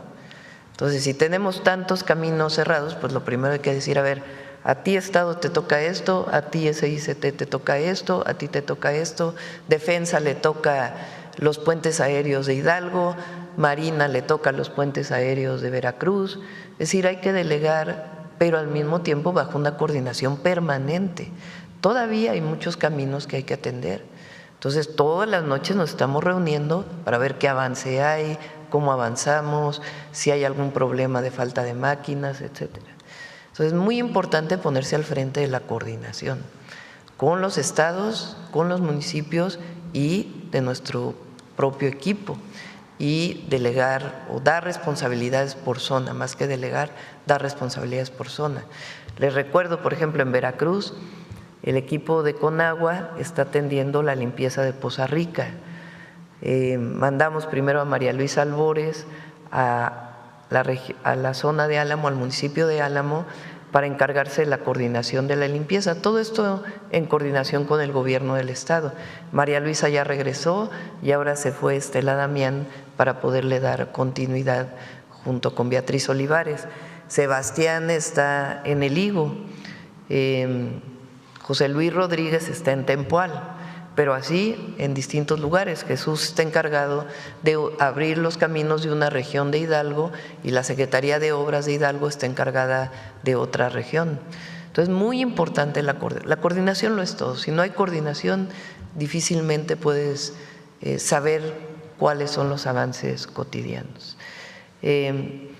Por otro lado, la entrega del trabajo, lo decía yo, Defensa, Marina, CFE y todos los que están trabajando en campo, los gobiernos de los estados, todos de primera, los 5 gobernadores de primera, o 4 gobernadores y la gobernadora de Veracruz, al frente de los trabajos, siguen desarrollándolo. Entonces hay que ponerse al frente de la coordinación para que las cosas puedan salir. Y lo segundo que es muy importante, pues es también el vínculo con la gente, el saber qué está viviendo la gente y lo que hacen los servidores de la nación, y lo más pronto posible comenzar con los apoyos. Entonces hay ya experiencia que existía en el Otis, nosotros enfrentamos el YON, ahí ya vivimos una experiencia distinta. Y ahora de lo que estamos haciendo, pues vamos a tener también muchas enseñanzas que se tienen que reflejar en los protocolos de protección civil y en los 4 ejes que yo planteé. 1 es la atención a emergencias, 2 es el apoyo a la población, 3 la fase de reconstrucción, porque después de esto viene la fase de reconstrucción de caminos, de viviendas, de clínicas, de escuelas, y queremos reconstruir mejor que como estaba. No es solamente recuperar lo que había, sino dejarlo mejor. Tenemos que hacer plantas de tratamiento para los ríos, desasolve de los ríos para que recuperen su capacidad de almacenamiento. Y después, pues la revisión de todo el sistema de alertamiento meteorológico y de investigación científica que se hace alrededor de ello. Entonces, estamos trabajando ya en los 4 ejes. Presidenta, el entonces presidente Andrés Manuel López Obrador, en el inicio de su administración hablaba de separar el poder político, el poder económico del poder político. Señalaban algunos analistas, algunos opinólogos que eso iba a generar problemas, pero a su vez vemos este respaldo que da la iniciativa privada en este tipo de emergencias. ¿Qué conclusión sacar de estos hechos, presidente? Hay muchísimos empresarios que saben que ya el pasado quedó atrás y que pueden tener diferencias con el gobierno, porque para eso es la democracia y por eso vivimos en un país democrático. No queremos que todos piensen igual, sería ridículo. Eso sí es un régimen autoritario, obligar a todos a que piensen de la misma manera. No, aquí hay debate político y hay participación y se puede disentir, pero nuestra máxima, que es por el bien de todos, primero los pobres, es en efecto por el bien de todos. Y esa visión la tienen hoy muchos empresarios que pagan sus impuestos, que saben que hay que colaborar. Y en situaciones como estas, muchos colaboran, muchos otros no, también. Pero la gran mayoría ayuda de manera desinteresada, desde despensas, ponen sus máquinas y el apoyo que tienen que dar. Ahora, la capacidad del Estado es insustituible, insustituible. Si Defensa no tuviera la cantidad de helicópteros que tiene, no podríamos hacer puentes aéreos. Si el general Vallejo no hubiera adquirido toda la maquinaria que tiene para el Tren Maya que se hizo, para la repavimentación, que hoy están colaborando en la apertura de caminos, pues no tendríamos esa capacidad. Si SICT no hubiera comprado muchos equipos que compró durante este año, pues no tendríamos la capacidad que tenemos.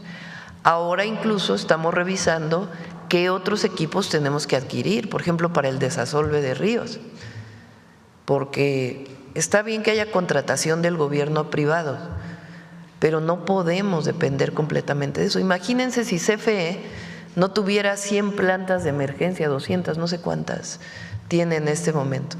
Hay 60 plantas de emergencia que utilizó para llevar a comunidades aisladas para que pudieran tener electricidad. Imagínense si no tuviera esa capacidad, imagínense si CFE no tuviera postes almacenados para poder recuperarlos de manera inmediata y en un momento dijéramos, bueno, ¿y ahora cómo conseguimos los postes? No, pues a ver dónde los conseguimos y hay que comprarlos. Hay una reserva estratégica de despensas que tiene Defensa, que tiene Marina para atender de manera inmediata. Entonces, la capacidad de atención en las emergencias del Estado no se puede sustituir, incluso hay que fortalecerla. Y de ahí todo lo demás, lo que pueda aportar la iniciativa privada y las propias comunidades. Y justo en ese contexto que nos había comentado, ¿cómo va el apoyo de los particulares que nos había dicho? Sí, no sé si ya lo subieron a la… A ver, ponlo.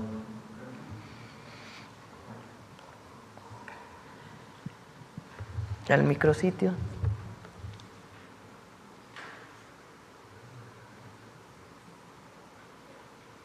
Ahí están, por ejemplo, los grupos empresariales, Fundación Carlos Slim, que fue lo que donó, el Consejo de Asociaciones de Empresarios del Centro Histórico de la Ciudad de México, que donaron, La Huerta, Grupo Rica, Fundación Televisa, BBVA Bancomer, Grupo Centurión, Chedraui, y estamos actualizando porque sigue habiendo donación. Entonces, empresa por empresa se muestra lo que ha venido donando. Gracias, Presidenta. En otro tema, el director de aduanas hace unos días hablaba de que hay alrededor de 7,000 carpetas de investigación relacionadas con presuntos delitos cometidos en aduanas y en, digamos, el que se le llama ahora huachicol fiscal. ¿Qué le han informado de esto, Presidenta? ¿Cómo se está atendiendo este tema? Porque la magnitud de 7,000 carpetas es grande. Si quieren, cuando… Por cierto, seguridad va a venir hasta el 11, creo que es martes 11 de noviembre, porque es el día que se cierra las cifras de octubre, entonces va a venir hasta el 11 de noviembre, pero a ver si nos pueden enviar una información de cuántas carpetas, y la Fiscalía evidentemente, carpetas de investigación están vinculadas con huachicol. Ahora con la trazabilidad que les he mencionado, si no traen su identificación, de inmediato se levanta un asunto administrativo y si no, pues se presenta una denuncia penal también dependiendo de la gravedad, pero a ver si nos informa el Gabinete de Seguridad. ¿Se abordó esta cifra en la reunión que tienen normalmente los lunes para atender el tema de aduanas, Presidenta? ¿O se ha abordado en las anteriores reuniones? Ese es un grupo de trabajo aparte que tiene que ver con delitos vinculados con aduanas.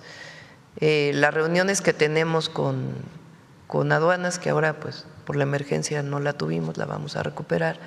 En realidad hacemos un análisis aduana por aduana, cuánto ingresó el mes pasado, cuánto comparado con los meses anteriores, cuántos pedimentos hubo, si son más o menos pedimentos, el valor de cada uno de los pedimentos, y así vamos analizando la recaudación aduana por aduana.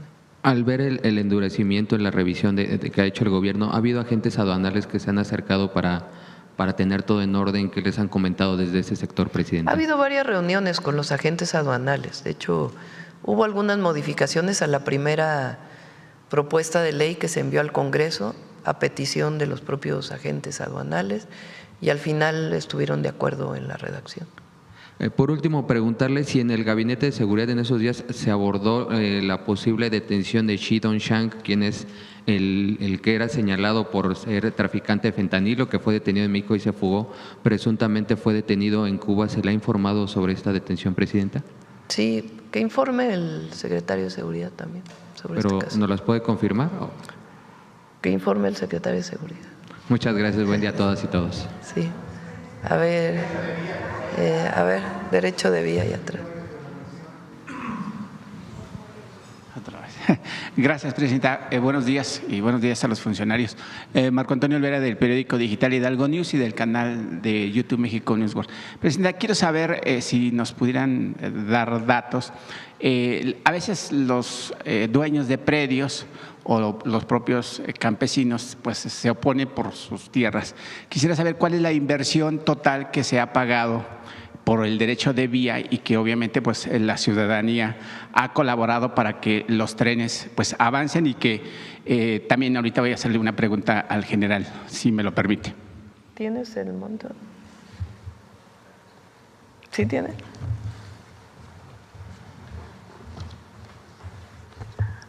Hasta el día de hoy se han pagado 5,000 millones de pesos, tanto a pequeños propietarios como a ejidatarios, pero este dato se mueve incluso en el mismo día en función de los resultados y los acuerdos.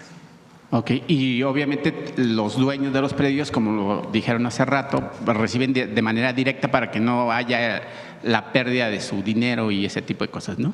Sí, así es. Sí, así es. Por un tema de seguridad de las personas, no detallo el mecanismo, pero se hace eso una vez que se llega al acuerdo del precio, se establece ese mecanismo y ellos directamente van a cobrar. Ok, muchas gracias. Presidenta, y si me permite… Como lo explicó Edna, para evitar especulaciones o alguna subjetividad de quien realiza el trabajo de consenso con las comunidades, necesariamente participa Indavin. Ellos hacen avalúos de cuánto vale el metro cuadrado y no se puede pagar más de lo que establece el Indavin. Sí, Presidenta, si me permite una pregunta para el general Vallejo. Estamos haciendo un estudio en Hidalgo News sobre que va a reducir la inseguridad con respecto a la construcción de los trenes, porque obviamente pues ya no van a estar en los autobuses o en los microbuses y eso reducirá, según esto, hasta en un 20% la inseguridad de los ciudadanos que estén utilizando los trenes. No sé si ustedes están viendo esa reducción también de inseguridad por la construcción de los trenes, además de la ventaja que tendrá el país al pues construir estos trenes, que traerá una explosión económica importante, además de ahorita de la construcción con empleos directos e indirectos. ¿Quieren comentar? Es decir, el tren es mucho más seguro, claro, en muchos sentidos. Uno, en términos de accidentes viales, la México-Querétaro tiene muchos accidentes por la cantidad de transporte de carga que se mueve al mismo tiempo que el transporte de pasajeros y además la saturación. Entonces, esta medida tiene el objetivo de que la mayor parte de las personas que hoy usan su automóvil, o sea, incentivar a las personas, darles la oportunidad para que en vez de utilizar su automóvil, pues se suban al tren y lleguen a la Ciudad de México, sea en el recorrido largo o en los recorridos cortos. En el México-Querétaro pues es evidente. Eso ya representa una seguridad en términos de evitar accidentes y seguridad pues para las familias, para la persona que lo hace. Y en términos de seguridad pública, pues también los trenes son muy seguros. Ahora, recuerda que nosotros tenemos un operativo que se llama Cero Robos en la México-Querétaro, que ha reducido de manera muy significativa los robos en esta carretera, igual que en la México-Puebla, igual que en la Mazatlán-Culiacán, que fueron las 3 primeras carreteras donde decidimos intervenir. Ahora también lo vamos a hacer en el Arco Norte. Entonces, obviamente no queremos que haya ningún asalto en la carretera, pero evidentemente el tren pues te da todas las condiciones de seguridad. Sí, Presidenta, rápido unas par de preguntas. Se ha manejado en diferentes medios de comunicación la forma en que operan las aduanas a cargo de personajes como Alex Tonatiuh Hernández, director general de investigación aduanera. Y este personaje pues ya trabajó en el ANAM en su primer periodo con Mario Marín Mollinero, posteriormente trabajó con Horacio Duarte y perteneció al equipo de Juan Carlos Madero Larios y César Alejandro Reina Carrillo, funcionarios vinculados a la red de huachicol fiscal, supuestamente. Existe todo un entramado de pagos en áreas estratégicas y pagos de sobornos a funcionarios de distintos niveles para este tipo de cruce de puntos aduanales sin restricción alguna. Ante la opinión pública se informa que los movimientos que están ocurriendo en las aduanas del país es una estrategia, como usted lo ha dicho, para aumentar la recaudación que le ha dejado muy buenos dividendos al país. Y también se requiere, se dice, aislar al personal militar actualmente encargado de los recintos fiscales. Esto solo perjudica obviamente a los militares y genera un desprestigio hacia las Fuerzas Armadas. ¿Pero quién dice que se está aislando al personal pues militar? Se dice. Bueno, eso se dice, pues son rumores. No se ha aislado al personal militar de ninguna de sus funciones en las aduanas, tanto de vigilancia que tienen como las aduanas terrestres están a cargo o de un militar retirado o de un militar en funciones. Y en el caso de las aduanas marítimas es la Secretaría de Marina. Ahora el director de aduanas pues es un civil, pero las responsabilidades están ahí, entonces no se ha aislado a ningún… Seguirá más bien lo que estamos buscando, que es muy importante y por eso es que las revisiones manuales que se hacen a partir de los semáforos, si el semáforo está en rojo, pues se hace una revisión visual, manual de los inspectores de aduanas o del propio SAT.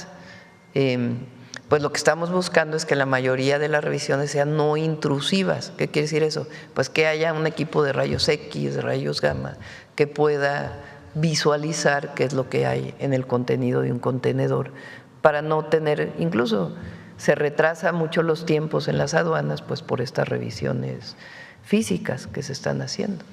Pero no es correcto eso de que se trabaje en equipo, como trabajamos en el gobierno, en equipo. Sí, Presidenta, gracias. Y ahora el caso de la muerte de 2 menores, que no voy a decir nombres, nada más voy a decir los iniciales, es AM, una bebé de tan solo 2 años, y J, el nombre de la chica de 15 años, quienes murieron en San Pedro Garza García debido a un incendio en su vivienda ocurrido a finales de julio del 2025, en donde el padre, un joven de 19 años, también murió a causa de las quemaduras. Las autoridades informaron que la causa del incendio fue un cortocircuito. Sin embargo, de acuerdo a conversiones de algunos vecinos, el incendio fue provocado por sujetos de grupos delincuenciales que operan en el municipio de San Pedro Garza García y que, según investigaciones que se han infiltrado en la Secretaría de Seguridad, que dirige José Luis Curi, esto por represalias, ya que el joven no accedió a vender supuestamente estupefacientes. Recientemente se difundió un video en redes sociales donde encapuchados a plena luz del día subieron a una persona a un vehículo. Esto sucedió el pasado sábado 11 de octubre. Sobre esta información, el secretario Curi dijo que eran sus elementos los que habían realizado una detención, lo cual no parece lógico, ya que una corporación no utiliza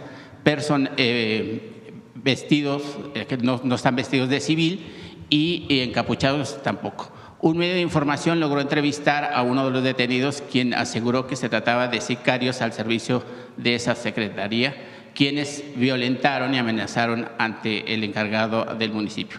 El problema de inseguridad en el municipio citado, Presidenta, pues sigue en aumento. ¿Cuál sería la intervención del gobierno federal pues para reducir estos actos que ya se viene anunciando y que ha organizado que azotaba el país?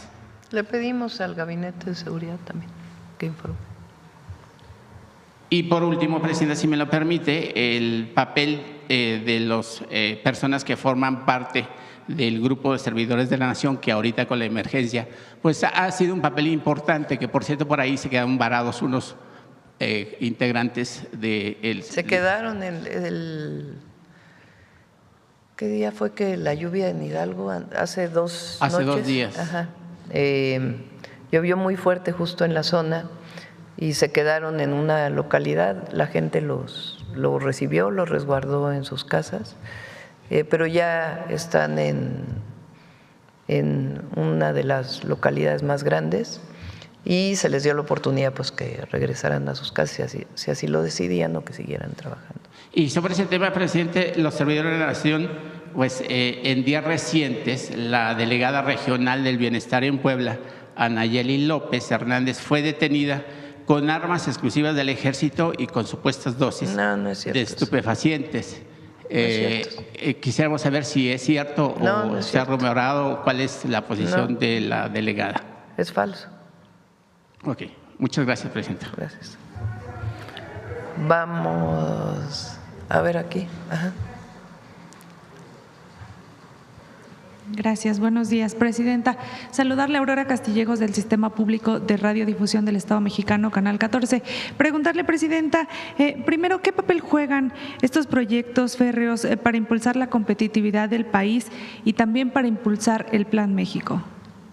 Pues muy importantes. El transporte de carga y el transporte de pasajeros por tren es algo que está ocurriendo en todo el mundo. Digamos, la orientación. Hay países que mantuvieron sus trenes. Toda Europa mantuvo sus trenes. Los países, Japón, por ejemplo, pues tiene un desarrollo de trenes impresionante. Países asiáticos, China hoy pues está desarrollando muchísimo sus trenes como medio de transporte, tanto de carga como de pasajeros. México fue de los que tenía una red ferroviaria enorme que se desarrolló desde finales del siglo XIX, principios del XX, y después decidieron privatizar. Zedillo privatizó los trenes y los trenes de pasajeros desaparecieron. Sí, el neoliberalismo en México, el problema que tuvo, además de muchas privatizaciones que no eran necesarias, la mayoría, pero que no eran necesarias y se hicieron de manera muy oscura, digamos, sin transparencia. Pero, digamos, hay privatizaciones que tomaron las empresas y las echaron a andar. Pero hay unas que privatizaron y desaparecieron. Es el caso de Fertimex, por ejemplo. México producía todos sus fertilizantes, privatizan esa empresa y en año y medio importación de fertilizantes. Los trenes es lo mismo, privatizan los trenes, dejan los trenes de carga con un nivel de servicio realmente menor de lo que podrían tener, del potencial que podrían tener, y en el caso de los trenes de pasajeros los desaparecen, el único que queda es el Chepe, el de Chihuahua, Sinaloa, turístico, pero como transporte los desaparecieron. A nosotros nos tocó ver cuando fui secretaria de Medio Ambiente que el presidente López Obrador entonces fue jefe de gobierno, cómo al privatizar las vías empezaron a levantar las vías como fierro viejo. Ahí entonces el jefe de gobierno, Andrés Manuel López Obrador, tomó la decisión de adquirir el derecho de vía para el gobierno de la ciudad. Me acuerdo todavía, costó 40 millones de pesos entonces, en el 2003 ha de haber sido, para que no se invadiera, porque si levantaban la vía, pues al otro día se iba a invadir. Entonces se compró el derecho de vía que se había privatizado. Y ahí se hizo una ciclovía para poder mantener el derecho de vía y que hubiera pues transporte por bicicleta. Pero es una de esas historias gravísimas del periodo neoliberal, privatización y desaparición. Ahora se están recuperando los trenes de pasajeros. El Tren Maya pues, tiene ya muchísimos pasajeros. Ya vamos a invitar al general Águila y a todo el equipo para que muestren cómo está funcionando, y ahora pues además va a ser el Tren Maya de carga que le va a dar un potencial al sureste impresionante, porque hoy el sureste tiene muchos problemas de conectividad. Entonces vamos a tener conectada el norte, Ciudad de México hacia el norte, y de Palenque hacia el sureste, el tren interoceánico. Y lo que queremos que nos dé tiempo es que aunque sea en el derecho de vía existente podamos conectar México-Veracruz, México-Coatzacoalcos, para que cuando salgamos del gobierno pues esté recuperada la conectividad por tren de toda la República. Entonces, es una visión de futuro para el país y claro que está vinculado con el Plan México.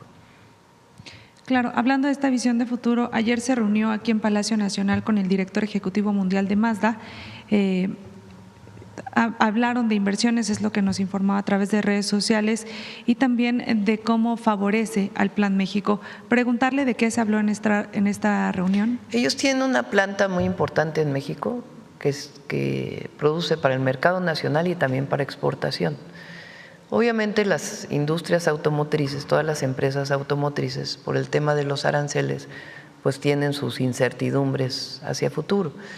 Él planteó que la planta en México va a continuar, lo cual nos da muchísimo gusto, y quería ver nuestra visión de cómo se iba hacia adelante con el tema del tratado comercial y qué es lo que estábamos pensando, por ejemplo, en la regulación ambiental para los vehículos, qué tanto pensamos que se puede incorporar los vehículos eléctricos en nuestro país. Nosotros lo hemos dicho muchas veces, incluso desde hace mucho tiempo. Yo pienso que México tiene un potencial de vehículos eléctricos, pero es muy importante la transición hacia el vehículo híbrido, el de combustión interna con electricidad, que no necesariamente tienes que estar conectado a la red. Ellos coincidieron en esta idea, entonces fue una conversación muy buena y pues sobre todo el compromiso de ellos de quedarse en México y seguir trabajando en México, y cómo ven a México con un potencial enorme. Gracias. En una pregunta más, Presidenta, me gustaría saber su opinión de lo que sucedió este lunes en la Suprema Corte, que por primera vez se aplicó pues los términos de la reforma a la ley de amparo. Sucedió con uno de los casos que tiene el empresario Ricardo Salinas Pliego, quien buscaba impedir a la ministra Lenia Batres para abordar uno de los amparos, con lo que se buscaba evitar el pago de impuestos. Sin embargo, pues como sabemos, la reforma establece que las ministras y ministros no pueden ser apartados de un juicio por recusaciones o trámites que no inciden en el fondo del caso. Preguntarle su opinión sobre este tema, mandataria. Pues ya, la ley ya fue aprobada y la palabra, o bueno, las palabras Estado de Derecho se ha utilizado mucho en México y a veces la usa quien no paga impuestos o que no paga los impuestos que le corresponderían, o para otras cosas, para que la ley esté a favor de algunos que tenían privilegios. Y todo el objetivo de la reforma al Poder Judicial pues es el principio de Juárez: nada ni nadie por encima de la ley. Y nosotros somos juaristas. Y México es juarista. Así. Gracias, Presidenta. Gracias. ¿Quién más? Pues ya la última, ¿no? Ya son 9:26. Yo creo que ahí lo dejamos, 9:26. Vamos con el detector de mentiras.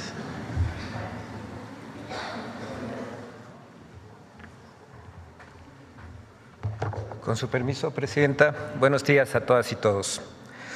Como ha ocurrido con distintas reformas propuestas por el actual gobierno, la iniciativa de reforma al Código Fiscal de la Federación ha sido blanco de mentiras y tergiversaciones por parte de comentaristas y medios de comunicación dedicados a difundir falsedades. Esta semana, las mentiras sobre la atención que el Gobierno de México ha dado a las familias afectadas por las lluvias extraordinarias en Hidalgo, Puebla, Querétaro, San Luis Potosí y Veracruz enlodaron la información de algunos medios de comunicación y redes sociales. Por otro lado, diferentes creadores de contenido han hecho de TikTok un bastión para campañas de desinformación. Por eso hoy incluimos una sección dedicada a esta plataforma. Veamos el video del detector de mentiras.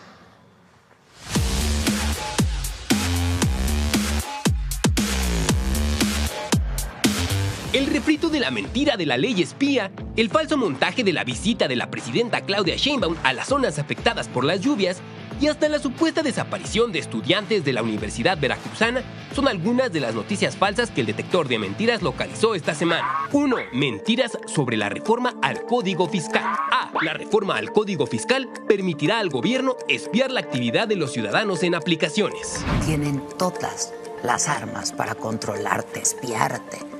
También a ti, ¿eh? Y lo peor de todo es que no necesitan preguntarle a nadie. No necesitan simular nada. Ya saben quién eres, qué haces, qué sientes, qué hueles y qué ves. El régimen aprobó en el Congreso una ley para que pueda espiar en tiempo real nuestra vida privada sin necesidad de orden judicial. ¿Escuchó bien? Es una ley que obliga a las plataformas digitales y a las aplicaciones de paga a permitir que el gobierno tenga acceso a la información de los ciudadanos en tiempo real. ¡Mentira! La reforma al Código Fiscal no permite al gobierno de México espiar la actividad de las y los usuarios en aplicaciones. Solo propone establecer la obligación de los prestadores de los servicios digitales de permitir a las autoridades fiscales el acceso a la información relacionada con operaciones de servicios digitales que proporcionen. B. La reforma al Código Fiscal permite al SAT acceder a los datos personales de los usuarios de plataformas digitales. Más tarde, diputados de Morena y aliados aprobaron la reforma al Código Fiscal. Ahí establecieron medidas que significan espionaje digital para los ciudadanos. De entrada está que las plataformas digitales que brindan servicios estén dándole información en tiempo real al SAT, pero no solo se trata de Marketplace. O sea, hasta Tinder quieren información en tiempo real de quienes están pagando su suscripción a Tinder. ¡Mentira! La reforma no otorga acceso al SAT a los datos personales de los usuarios de plataformas digitales. Esta iniciativa contempla el acceso de las autoridades fiscales a la información fiscal de los prestadores de servicios digitales, no de sus usuarios.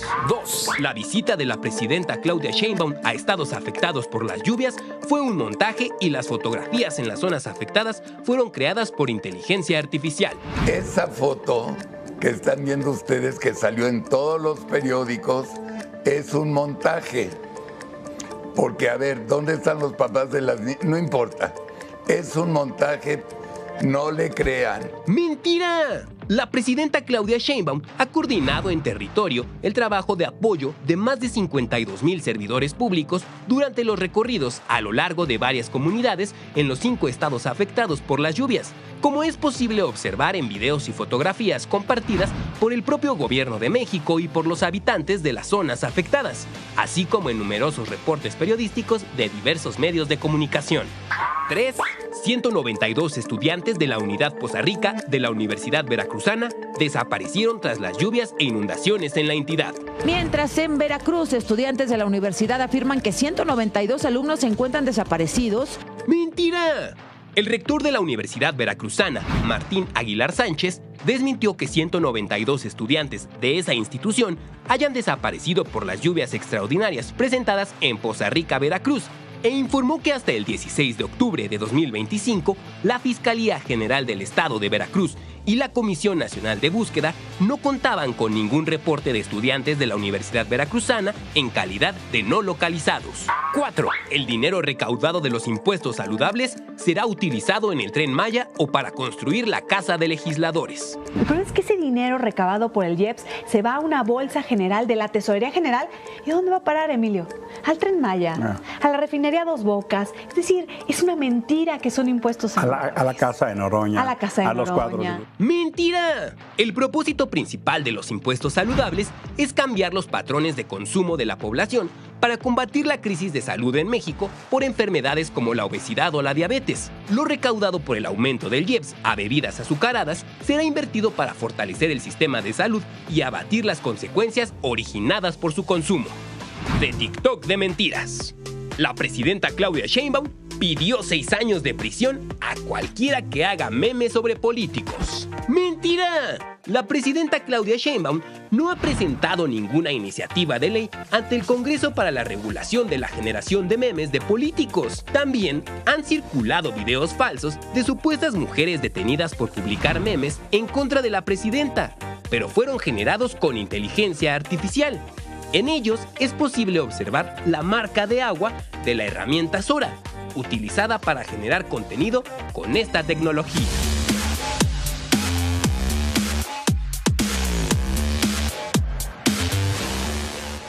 Muchas gracias, Presidenta.